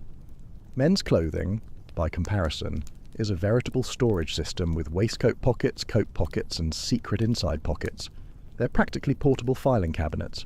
And what do you get? A decorative pouch tied with a ribbon, of course. But women, as they tend to do, got creative. Some kept money in their gloves, others stitched hidden pockets into petticoats. One particularly rebellious trick involved sewing tiny compartments inside corsets. The broader truth, however, was stark. You weren't trusted to carry your own stuff. You had no access, no freedom to act without preparation. It's worth noting that this nonsense didn't go unchallenged. As the century progressed, suffragettes made functional pockets for women, part of their broader demand for rights. "It has pockets" has become a modern war cry, a tiny victory shouted from department store fitting rooms. So tonight, as you fumble for your comb, take a moment to appreciate the sheer absurdity of it all. You live in a world where an entire gender had its carrying capacity surgically removed by a society obsessed with control disguised as fashion. And maybe, just maybe, you tuck a small stone into the hem of your gown, not for use, just to know it's there. The glove gauntlet. You're standing by the doorway, ready to step outside, but something's wrong. You forgot your gloves. Panic sets in, because in the Victorian world, showing up somewhere with bare hands isn't just awkward. It's practically a declaration of social war. Gloves weren't a fashion choice. They were armour. Etiquette demanded them. Society enforced them. and scandal lurked in the fingers of the gloveless. Here's the deal. If you're leaving the house, you're wearing gloves. Visiting someone? Gloves. Shopping? Gloves. Attending a funeral, a wedding, a tea party, or a dramatic reading of Tennyson? Gloves. And not just any gloves. The fabric mattered, the length, the colour. Daytime meant light cotton or soft suede. Evenings demanded opera gloves, long, tight and uncomfortable enough to make your fingers consider mutiny. There were rules, dozens of them. You remove your right glove when shaking hands. You never eat with your gloves on, but you don't remove them the moment you enter a room. You wait until the appropriate social cue, usually once your hostess has done it first. Historians still debate whether glove rules were about hygiene, modesty, or just a clever way to keep women busy and confused. To touch bare skin was intimate, scandalous even. A man touching a woman's hand without gloves could ignite a flurry of gossip. A gloved handshake was proper. A bare one was practically a marriage proposal. And yet, gloves weren't just barriers, they were stage props. A lady might accidentally drop one, knowing full well a gentleman would dive to retrieve it. That tiny scrap of fabric would become a relic, but fine gloves were expensive, and if a glove ripped in public, you'd better hope it was your non-dominant hand. Exposed knuckles were social suicide. Gloves were also associated with morality. She's no better than a woman who walks around bare-handed, someone might whisper. Gloves became metaphors for purity and good breeding. To remove them in public was like peeling away propriety. It's no wonder gloves became a favourite prop in novels, usually right before the scandal chapter. So here you are, walking into your aunt's parlour 5 minutes late, hoping no one notices your gloveless state. You keep your hands close to your skirts, maybe you pretend to be chilled, but deep down, you know what the room is thinking. What else has she forgotten? Her modesty? Her morals? Her marriage prospects? It's ridiculous, and yet you feel it, that tiny anxiety, that flutter of shame, all from 10 fingers and no gloves. So next time you slip your hand into a warm glove on a cold morning, spare a thought for your Victorian counterpart. She wasn't just keeping her hands warm, she was keeping her dignity intact, one stitch at a time. The calling card gauntlet. You've survived the glove crisis, bravo, but don't relax just yet. You're now standing outside the home of a Mrs. Hartford Smith, the air thick with the scent of lavender and social anxiety. You're not here for fun. You're here for a calling, a ritual more complicated than chess, and about as enjoyable as doing your taxes in a corset. Welcome to the dizzying etiquette of Victorian visiting cards. These weren't just paper, they were your entire social resume, reputation, and personal brand distilled onto a little rectangle of cardstock. It had to be creamy, tastefully engraved, with no colours, no frills, and absolutely no scent. This was not a love note. This was diplomacy. And you're not just here to say hello. You're performing an elaborate social dance where one wrong move, a premature knock, a misfolded card, can doom your reputation for a full season. You reach into your tiny card case and extract a card with your gloved fingers. You hand it to the maid. Now, here's where it gets interesting. You don't get to walk in. Oh no. If you're not expected, you leave your card at the door, literally. This is leaving one's card, and it is Victorian for just checking in to make sure I'm still part of your acceptable friend tier. Sometimes you fold the top left corner to indicate you're calling in person and not just dropping by. A folded bottom corner meant condolences, an edge turned under meant congratulations. There were so many tiny signals on these cards they might as well have come with subtitles. If your card is accepted and you're invited in, congratulations. You now have to navigate the actual visit. This means entering a drawing room like you're made of lace and self-doubt, perching on the edge of a settee, and preparing for 15 minutes of intense performative civility. No more, no less. Staying too long is rude, leaving too soon is worse. You must speak politely about the weather or the Queen's latest headache while pretending you're not here purely out of obligation. You may not talk politics. You may not talk religion. You may certainly not talk about how bored you are. Laughter is allowed, but only gently, only with a handkerchief ready. The loud kind of laughter, the one that might suggest joy or confidence, is for taverns and men. Even the storage of these cards was strategic.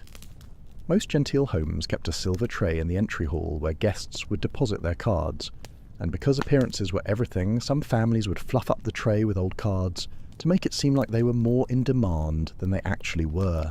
That's right, people faked popularity using decorative litter.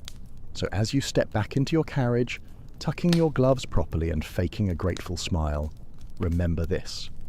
In the Victorian world, relationships weren't built with conversations. They were built with paper, polish, and precisely folded corners, and you'd better hope yours said exactly what you meant. The seating hierarchy. You've survived the calling card gauntlet, bravo. But don't relax just yet. You're now at a proper dinner party and everyone is gliding to their assigned seats like human chess pieces. Tonight, the battlefield is the dining room and your weapon is chair placement. Welcome to the world of seating hierarchy, where your social worth could be measured in inches from the host's elbow. First off, you do not choose your seat. No, the hostess does. She arranges the seating in advance with the seriousness of a military campaign. The head of the table is sacred territory. The host and hostess sit at opposite ends. To their immediate right and left are the guests of honour. If you're lucky enough to land a spot near them, congratulations. You're interesting this week. If you're seated near the foot of the table, well, you probably sneezed too loudly at the last garden party. This isn't just dinner, it's a social audit. Your seat tells everyone how the hostess ranks you. Closer means favoured, farther means forgettable. And if you're seated next to someone unpleasant, that's not an accident. It's a message. Now, if you're unmarried, your seating comes with even more layers. Young ladies are often placed strategically near eligible gentlemen, but not too close. That would be obvious. You're expected to sit, glide and smile all at once. When your seat is pulled out, you must lower yourself in one fluid motion. No thuds, no shifting. Your back never touches the chair. Your ankles must remain side by side, hidden under your gown like a secret you'd never dare share. And here's a quirky detail. Women never sat down before the hostess. Ever. You wait until she sits, then you follow her cues. She sneezes. You politely bless yourself. When it comes to conversation, you're only supposed to talk to the person on your left during the first course, then the one on your right for the second. This alternates like a silent, formal dance. This rule was particularly stressful if you happen to be seated next to someone dreadfully boring, like Major Fortescue, who only talks about pigeons. But here's the kicker. This seating ritual was about stability. With so many rules in play, nobody could cause trouble without it being painfully obvious. A young man trying to flirt too boldly with a debutante? Impossible. He's stuck 3 seats down, forced to chat with her cousin. So you learn to endure, you smile, and you pretend not to notice the whispered comment about your gloves. You fold your napkin just right, and you wait, because in this room, silence is strategy, seating is status, and the dinner hasn't even started yet. The perilous stairs. The dinner is over, and your corset is staging a full-blown rebellion. But just when you think you've made it through the evening without social injury, your hostess rises and says, "Shall we take a turn about the drawing room?" Oh no. It's happening. You're going to have to walk in public with people watching, and worse yet, there are stairs. Victorian staircase etiquette was less about architectural navigation and more about avoiding moral collapse. Because somehow, even walking up a flight of stairs could be suggestive if you weren't careful. Here you are, a lady in a gown with 13 pounds of petticoats, and you must ascend with the grace of a duchess on a cloud. Behind you is a gentleman, and this is where things get delicate. In proper Victorian society, a man was never supposed to ascend the stairs directly behind a lady. That would mean he'd be at eye level with her ankles, or worse, her calves. And in this deeply paranoid social ecosystem, that was akin to gazing directly at her inner thoughts. Scandalous. Indecent. The result was that staircase protocol became weirdly specific. The man either had to hang back awkwardly, or if he was bold, go up first so he couldn't ogle anything he wasn't supposed to. It was like a duel of chivalry. After you. Oh, no, I insist, after you. I couldn't possibly. But I might see your shoes. Exactly. And speaking of shoes, those were another problem. Women's hemlines were long, but stairs made them treacherous. One wrong step, and the whole skirt could hike up just enough to flash a glimpse of stocking.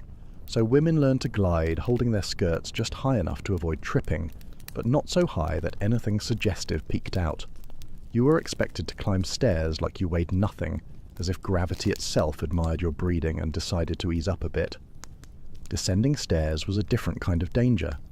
Going down meant your face was visible, but you had to look at the steps, not the people watching. Eye contact while stepping down could be interpreted as boldness, and you never offered your hand unless you stumbled, in which case the appropriate gesture from a gentleman was to catch you and immediately apologize, as if he had done something wrong. It's all about appearances and control. But of course, rebellion existed. Daring women, the rebellious kind who didn't wait for a chaperone at every stairwell, who marched up stone steps without a single glance behind. These were often American women, scandalously independent. British society tolerated them, barely, but only because they were assumed to return home eventually. So back to you. Your foot touches the final stair. You've made it. Your skirt stayed in place, your gloves didn't catch, and the gentleman behind you stared at the banister like his life depended on it. You step gracefully into the drawing room. One more etiquette obstacle conquered. The handkerchief's secret language. You've survived the stairs barely. But now you're perched once again on the edge of a too-small sofa, sipping tea that tastes like boiled patience. Conversation drifts around you, and you're politely pretending to care. But inside your sleeve, your hand is twitching. Tucked there is your secret weapon, your coded companion, your delicate, damp defender, the handkerchief. In Victorian society, a handkerchief wasn't just a square of fabric, it was a communication device. Folded, dropped, fluttered, or twirled, it sent messages more scandalous than the average dinner party ever dared to voice. The language of fans might have been dramatic, but handkerchiefs were low-key dangerous. Let's start with the basics. Everyone had one, some people had dozens. A lady never blew her nose audibly, that was considered ghastly. A gentle dab at the nostrils was permitted, barely, and only with grace. But beyond the sniffles, handkerchiefs were coded tools. Held neatly in the left hand, it meant, I'm awaiting your approach. Twirled absent-mindedly, I'm bored. Dropped by accident in front of a gentleman, that's no accident, that's bait. And if he picks it up and hands it back with a meaningful glance, well, now it's a courtship. Historians still argue how widespread this handkerchief language really was. Some claim it was just a literary flourish. Others believe women really did master these signals as a workaround to their voiceless roles. After all, when society says you can't speak first, you find other ways to get your message across. Lending someone your handkerchief was an intimate gesture, more intimate than a handshake. Lending it to a man meant something. Accepting one from a man was practically a contract. But sometimes it was weaponized. Think of the passive-aggressive sniff, the carefully timed dab of a dry eye during a dramatic reading. One woman reportedly caused a full household rift by accidentally leaving her lace-trimmed handkerchief on a rival's chair, embroidered with a monogram that wasn't hers. Handkerchiefs also had sentimental weight.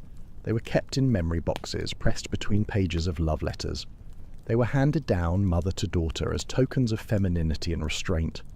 They absorbed more than tears, they absorbed history. And then there was the mourning handkerchief, black-edged, starched, and thick with symbolism, used in funerals and periods of grieving that could last for years. So tonight, as you tuck your handkerchief back into your sleeve, carefully folded, scented with rosewater, and embroidered with just the right degree of subtlety, you know its power. It is protection, expression, and sometimes even defiance. And tomorrow, when you see him again, you just might drop it on purpose. The moral compass on your head. It's a new morning. A fresh breeze flutters the lace curtains. You, meanwhile, are locked in your bedroom in a state of absolute panic. Why? Because your hair is wrong. Victorian hair etiquette wasn't just about curls and combs. It was a full-time moral compass perched on your scalp. Your hair says everything before your mouth gets a chance to say anything at all. Hair was sacred, literally. It was tied to virtue and emotional state. Wild hair meant a wild woman. Perfectly coiled ringlets meant modest, well-raised, and just the right amount of repressed. You were expected to wear your hair up, always, unless you were under 13 or mourning. Letting your hair hang loose as a grown woman was reserved for the deeply ill or the artistically unhinged, and your hair had to be styled thoughtfully, tastefully, laboriously.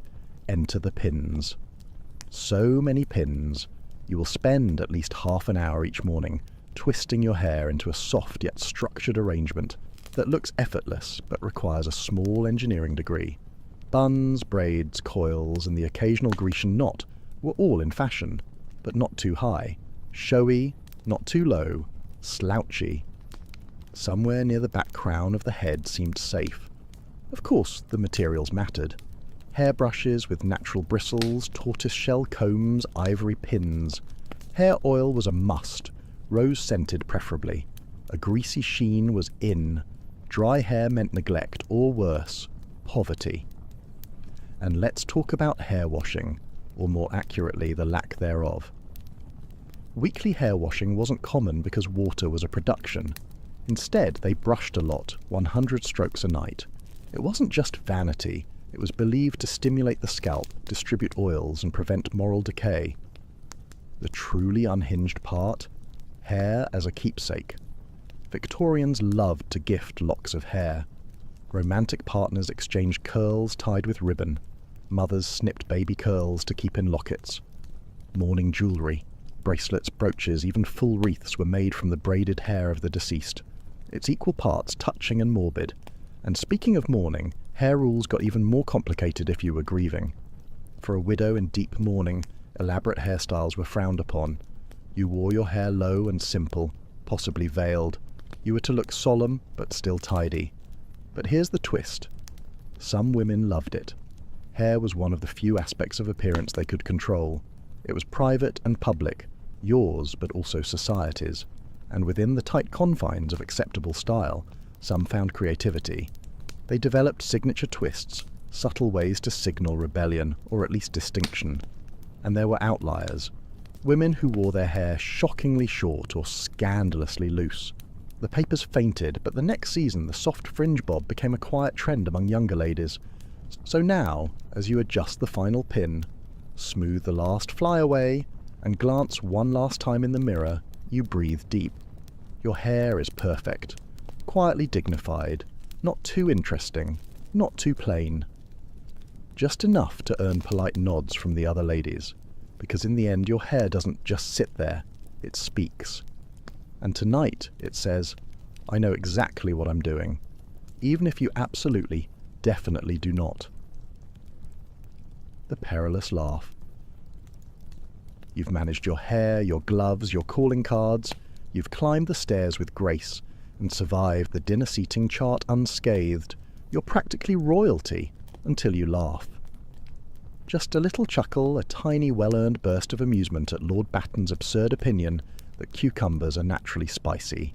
And suddenly, the room shifts. Heads turn. Eyebrows twitch. A silence heavier than your bustle settles in. Because tonight, dear friend, you have committed the crime of improper laughter. Victorian women, you see, were expected to express amusement the way one might react to a particularly tasteful doily.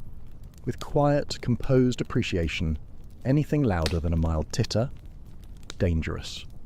Loud laughter was unladylike, undignified, and worst of all, vulgar. A lady should cover her mouth, not hide her face like a ninja, but delicately, as if catching a butterfly of amusement before it flutters away. The volume must stay low. The eyes can sparkle but not roll.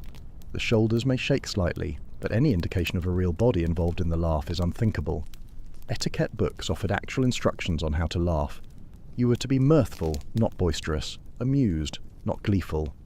No open mouths, no toothy grins, a smile that lingers. Charming. A giggle that echoes. Dreadful. It wasn't just laughter itself, it was who you laughed at.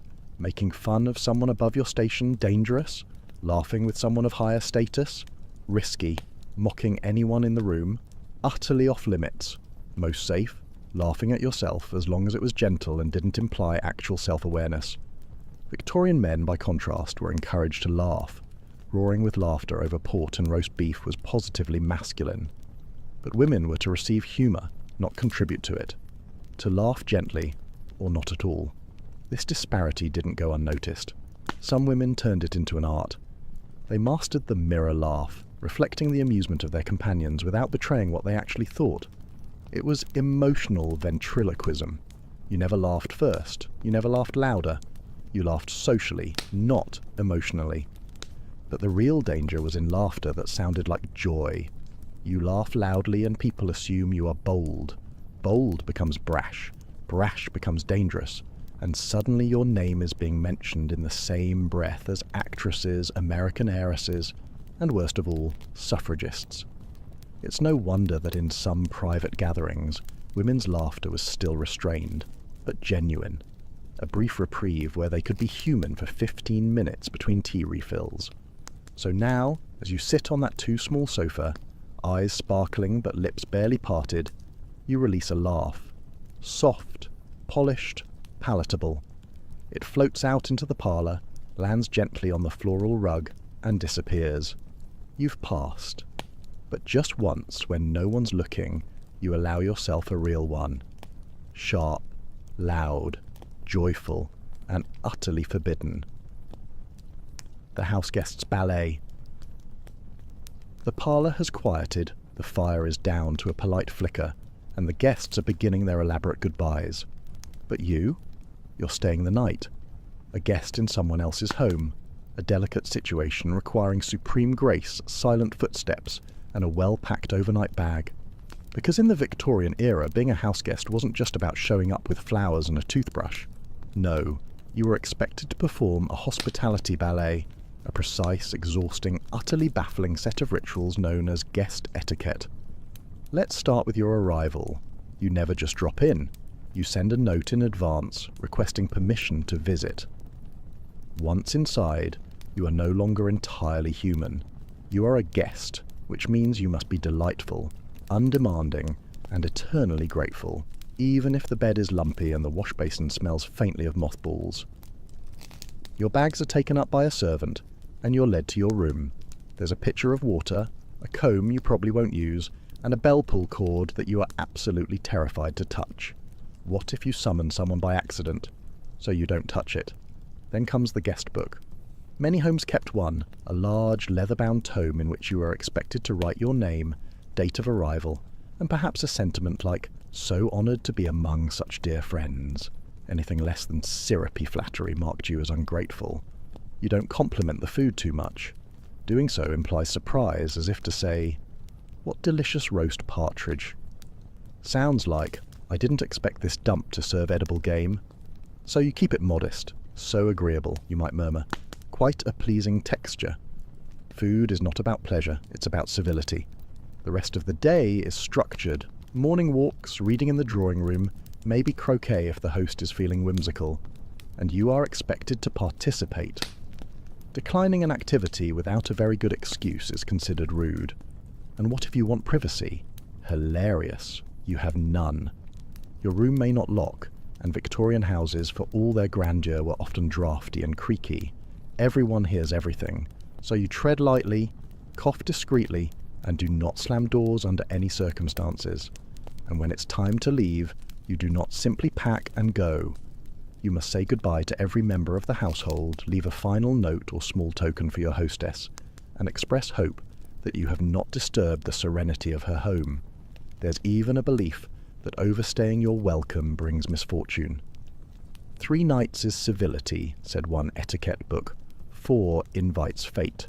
So you time your departure with surgical precision, and once you're gone, the host will definitely talk about you. She was punctual to breakfast. He walked too heavily. Her boots left a mark. These aren't just comments, they're votes on whether you'll be invited again. So, as you climb into the carriage, gloved hands folded, hat perfectly centred, you allow yourself a breath of relief. You didn't break anything. You didn't overstay. You didn't get caught humming in the hallway. You were the perfect Victorian guest, even if you secretly hate croquet. Letters, ink, and silent secrets. You've returned from your house visit, gracefully declined a 3rd slice of boiled pudding, and your hair still smells faintly of someone else's lavender soap. But before you can collapse in a grateful heap, you remember you've got to write letters, and not just any letters, proper ones. Because in the Victorian world, communication wasn't just about saying the right thing. It was about writing the right thing with the right ink on the right paper, folded the right way, sealed with the right wax, and scented with the appropriate level of tragedy. Your writing paper must be cream or pale blue. A subtle monogram is acceptable, provided it doesn't scream, "I designed this myself with dreams of grandeur." Envelopes, ungummed. You seal them with wax, of course. And yes, there is a correct wax for every occasion. Bright red is romantic, black wax is for mourning, blue is for friendships. Your ink must be black or dark blue. Violet is flirtatious, and green ink, as we've noted, is for rebels and poets. But now you add your secret ingredient, scent. Some women dip their letter paper in rose water or orange blossom before drying it flat between books. Others dabbed perfume on a separate sheet and slipped it into the envelope as a scented decoy. A letter that smelled faintly of lavender was familial. One dabbed with violet was romantic. Gardenia, bold, jasmine, suggestive, musk. Now you're playing with fire and everyone knows it. And then there was what you wrote. Victorian letter writing was emotional ballet. Every line had layers. "I trust this finds you in good health" could secretly mean, "I've been thinking of you at odd hours." You might reference an object. "The book you lent me has been a fine companion," as a code for, "I'm not entirely over our last conversation." The letters could be read aloud, so whatever you wrote needed to withstand public scrutiny. Many women even drafted their letters on scrap paper first, editing for tone and margin alignment. And once your letter is perfectly crafted, you fold it in thirds, tuck it into the envelope with the writing facing inward, then melt a bit of sealing wax and voila. One socially safe communication ready to be delivered. But what about letters you receive? You wait. Responding too quickly makes you look overeager. Waiting too long makes you seem aloof. The sweet spot? 3 to 5 days. One fringe favourite technique involved warming the envelope slightly before delivery, enough to awaken the perfume and ensure it hit the recipient right in the nostalgia. Of course, the risk of discovery was high. Imagine your brother accidentally warming your letter to dry a raindrop, and suddenly learning that you think Lady Bovington's wig is shaped like a confused hedgehog. So tonight, as you tuck your final folded missive into its envelope, seal it with wax and whisper, "Please don't fall into the wrong hands," you feel a flicker of satisfaction. Because in a world where speaking too freely was dangerous, writing became an act of quiet rebellion. And your rebellion smells faintly of lavender and heartbreak. The chair-warming scandal. You've written your letters, and you're back in the drawing room for another polite social gathering. The tea is tepid, and Lord Pelham is once again attempting to explain why the Crimean War was good for morale. You need to sit down desperately, but you can't. Not in that inviting armchair by the hearth, because it's still warm. Welcome to the bizarre social phenomenon of chair warming, and why Victorian women had to be hyper-aware of where and when they sat. In polite society, sitting in a warm seat, especially one recently vacated by a man, was considered vaguely inappropriate. Why? Because it suggested intimacy, bodily heat, presence. In a world that flinched at the sight of an uncovered wrist, the lingering warmth of someone's posterior was just too much. This rule, of course, applied mostly to women. Men could plop into any seat without much thought. But for women, the etiquette was layered, awkward, and full of potential peril. Say a gentleman had been sitting in the window seat. He stands up to fetch tea. The seat is now vacant, yes, but it is also contaminated. You, the observant and ever so proper lady, must now wait. How long? Enough for the chair to cool, a few minutes at least. It gets worse. If you do sit down, and someone notices, a raised eyebrow, a glance between friends, a note made for future gossip. Miss Trenworth sat in Sir Edmund's chair, still warm, shameless. Historians are divided on whether this rule was widespread or more of a fringe fixation, but either way, the implications were real. A woman's relationship to furniture wasn't just physical, it was symbolic. Even the act of claiming a chair was tricky. You were supposed to hover politely, perhaps float by, and happened to rest when someone insisted. And if a gentleman offered you a seat, you were to hesitate, protest once, maybe twice before accepting. Too eager, and you risked seeming forward. The goal was to appear as though you were doing him a favour by allowing yourself to be seated.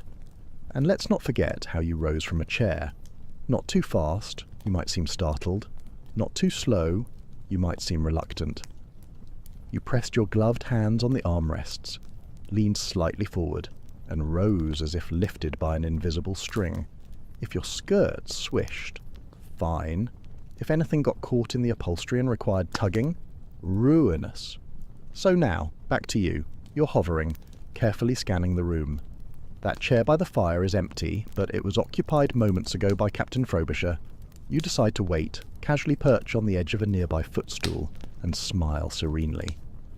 You are neither so bold as to invade a man's warmth, nor so fragile as to collapse without cushioning. You're a woman of elegance, of restraint, of internalized seating anxiety. And when another chair opens, fully cooled, socially neutral, with just the right balance of form and fabric, you glide into it with the poise of someone who spent her entire life preparing for this exact moment. The parlour tightrope. You've claimed your seat with all the grace of a duchess on a cloud and managed to fold yourself into it without flashing a single petticoat ruffle. Your posture is textbook, but now you've reached the most treacherous terrain in the Victorian household. The parlour. This wasn't just a sitting room. It was the social proving ground, the place where reputations were built, broken and embroidered over. As you cross the threshold into the parlour, you're already being observed. You must greet the hostess first, always. A simple nod won't do. You need a slight curtsy and a few pleasantries like, "What a lovely arrangement of rhododendrons." Then if the room is full, you must select your spot carefully. The parlour is socially zoned like a chessboard. Near the fireplace is where the older ladies gather. By the piano, young hopefuls. Near the window, dangerous, too exposed to scrutiny. You find a spot on a love seat that already has a chaperone, a friendly matron perched on one side. Perfect. You're immediately seen as respectable and not lurking for flirtation. Then begins the parlour dance. Small talk. Not real talk, not opinions, not honesty. You might discuss the weather, the most recent charity fete, or a recent sermon. But the second you drift toward controversy, say the Irish question, or even a bold thought about Mrs. Montgomery's new bonnet, you've overstepped. You nod more than you speak. You laugh gently. You speak only when spoken to, unless you're introduced and prompted with a question. It's not a conversation, it's a performance of harmony. And then there's the piano, the parlour's crown jewel and its greatest curse. If you play, you must pretend not to want to. The hostess may say, "Won't you favour us with a piece?" You must demur at least once. "Oh, I'm out of practice," but refuse a third time and you risk looking like a killjoy. When you finally sit, you play something modest, a light waltz, a Chopin prelude, something to say, "I am educated, but not. I'm auditioning for the Paris Conservatoire." The most dangerous subject of all? Men. You do not bring up a gentleman unless he's royal, dead, or both. Even referencing your own brothers or cousins too frequently could be seen as a subtle way of parading connections. And heaven forbid you mention a gentleman's appearance. One innocent remark about someone's shoulders, and suddenly you're branded as bold. So tonight, as you sip your imaginary tea and nod along to a very tedious discussion about corn yields, you know exactly how to survive. You ask polite questions, you feign interest, and when someone dares to say something real, you pause, smile, and offer them a lifeline. How about those rhododendrons this year? The ankle scandal. So you've learned how to sit, speak, walk, and even blink like a lady of impeccable Victorian decorum. But what if, in a moment of unguarded impulse or gasp, curiosity, you wanted to speak to a man alone, in private? Well, you couldn't. Welcome to the unnerving realm of the Victorian chaperone system, where no interaction between a proper young lady and a gentleman could be left to chance. If you wanted to talk to a man, you needed a witness, a buffer, a walking, breathing embodiment of social caution. Your chaperone? Your mother, your older sister, or a vigilant aunt had one job: to observe, redirect, and if necessary, intervene. Unsupervised conversations between unmarried men and women were potential ticking scandals. A 5-minute chat on a park bench could fuel weeks of gossip. A walk in the garden without a third party. You may as well start planning the wedding or the exile. The rules were stiflingly clear. If a gentleman called upon you, he did so in the presence of your family. If he wrote to you, the letter was often read aloud by a third party first. If you met him in public, you could only speak if introduced, and never for longer than it takes to comment on the weather. If he invited you anywhere, the answer was always a polite no. This system either protected women or imprisoned them. Some say it gave women the protection they needed in a society obsessed with appearances. Others claim it was a method of control, ensuring every interaction could be monitored and judged. A lax chaperone was just as scandalous as an unattended girl. If Mrs. Southworth allowed her niece to speak to the curate for more than 10 minutes, people started asking, why? But the system wasn't entirely without cracks. Some clever women used their chaperones as cover. You might plan a walk through the park, and while your chaperone pauses to admire swans or lament the decline of moral poetry, you exchange quick words or even a handkerchief with your suitor. This was risky, thrilling, and often the only way to advance a relationship beyond polite weather commentary. So tonight, as you imagine yourself in your prim walking dress, you glance to your left. There she is, your chaperone, watching, waiting, ready to protect you or prevent you, depending on the moment. And you realize every step you take is shadowed not by danger, but by a very polite, very firm, very unshakable presence. The dance card and the waltz. You've withstood the chaperones, the language of lace, and the perilous world of conversational restraint. But now it's time to enter the true Colosseum of Victorian etiquette, the ballroom floor. In the Victorian era, a dance wasn't just a dance, it was a statement, a strategy, a public declaration of alignment and interest. It began with the dance card. You arrive at the ball and you're handed a small, dainty booklet. Inside are numbered slots for each dance of the evening. Your job to fill them with gentlemen's names, but not just any names. Your dance card had to balance social obligation with subtle ambition. Family, friends, dull cousins, and your chaperone's favourite vicar all required a slot.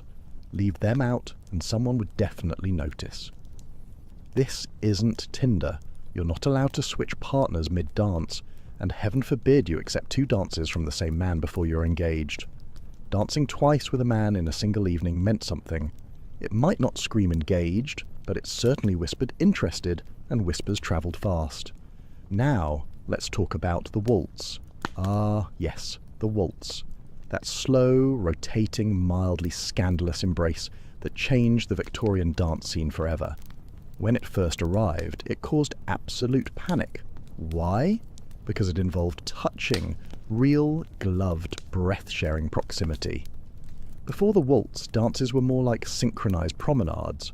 But the waltz, that was chest to chest, well, corset to coat, arms around waists, a brief yet blazing bubble of intimacy right in the middle of a chandelier-lit battlefield. At first, only married couples or daring debutantes attempted it, but as the years progressed, it became socially acceptable, with supervision. Your chaperone still watched from the sidelines like a hawk in pearls. The trickiest part was ending the dance. At its conclusion, your partner bowed, you curtsied, and he escorted you to your seat. Public delivery was mandatory. You exchanged the briefest of pleasantries, and then he vanished, or circled back to hover just enough to be noticed. And sometimes a girl might simply not dance. Maybe she was ill, or mourning, or making a silent protest. In those cases, she might sit quietly, her card blank, her gaze neutral. But that came with its own peril, the dreaded wallflower label. Wallflowers were women who, for whatever reason, weren't asked to dance. Once labelled, it was hard to shake. So tonight, as the string quartet strikes up a familiar tune, you glide onto the floor. Your gloves are tight, your card is full. You take your partner's hand, you step, and for a few dizzying moments beneath the gaslight and gilded cornices, You're not just a young lady surviving etiquette. You are dancing on the edge of danger, one turn at a time. The dinner table minefield. By now, you've successfully navigated the drawing room, decoded glances, waltzed with restraint, and survived the judgmental stares of every embroidered sofa in sight. But all of that fades in comparison to the most terrifying arena in Victorian society, the dinner table. This wasn't just about eating, it was about performing a flawlessly choreographed act of elegance while covered in lace and surrounded by gravy-based landmines. You're seated between two gentlemen, strategically chosen by the hostess, and your job for the next 2 hours is to make small talk, eat without chewing audibly, and avoid committing one of the many dining taboos. Let's begin with the napkin. It's placed delicately on your lap, not tucked into your collar. You unfold it quietly and place it across your lap, as if it just drifted there by accident. Wipe your mouth discreetly. Never wipe your face. Never, under any circumstance, drop it. Dropping your napkin could mean disaster. If you bend down to grab it, you risk flashing a glimpse of ankle. Then, the cutlery situation.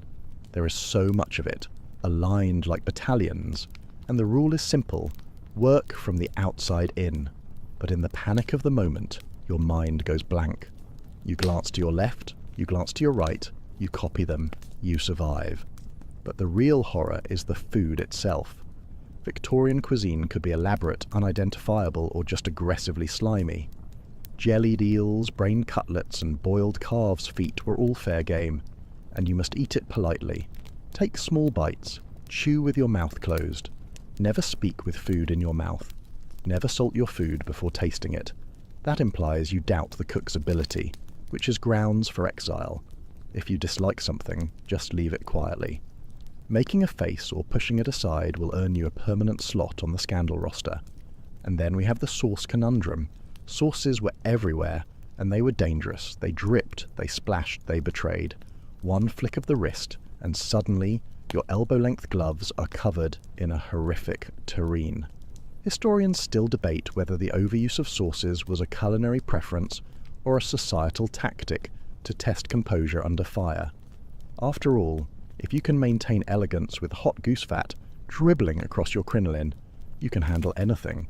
The end of dinner, even that was regimented. The hostess would give a subtle signal and the ladies would rise, leaving their napkins behind. They would sweep out of the room like a bouquet of whispering ghosts, heading for the drawing room while the men remained for cigars and politics.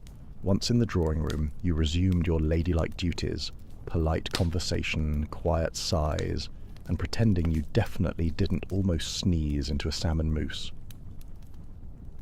Mourning, the gown of grief.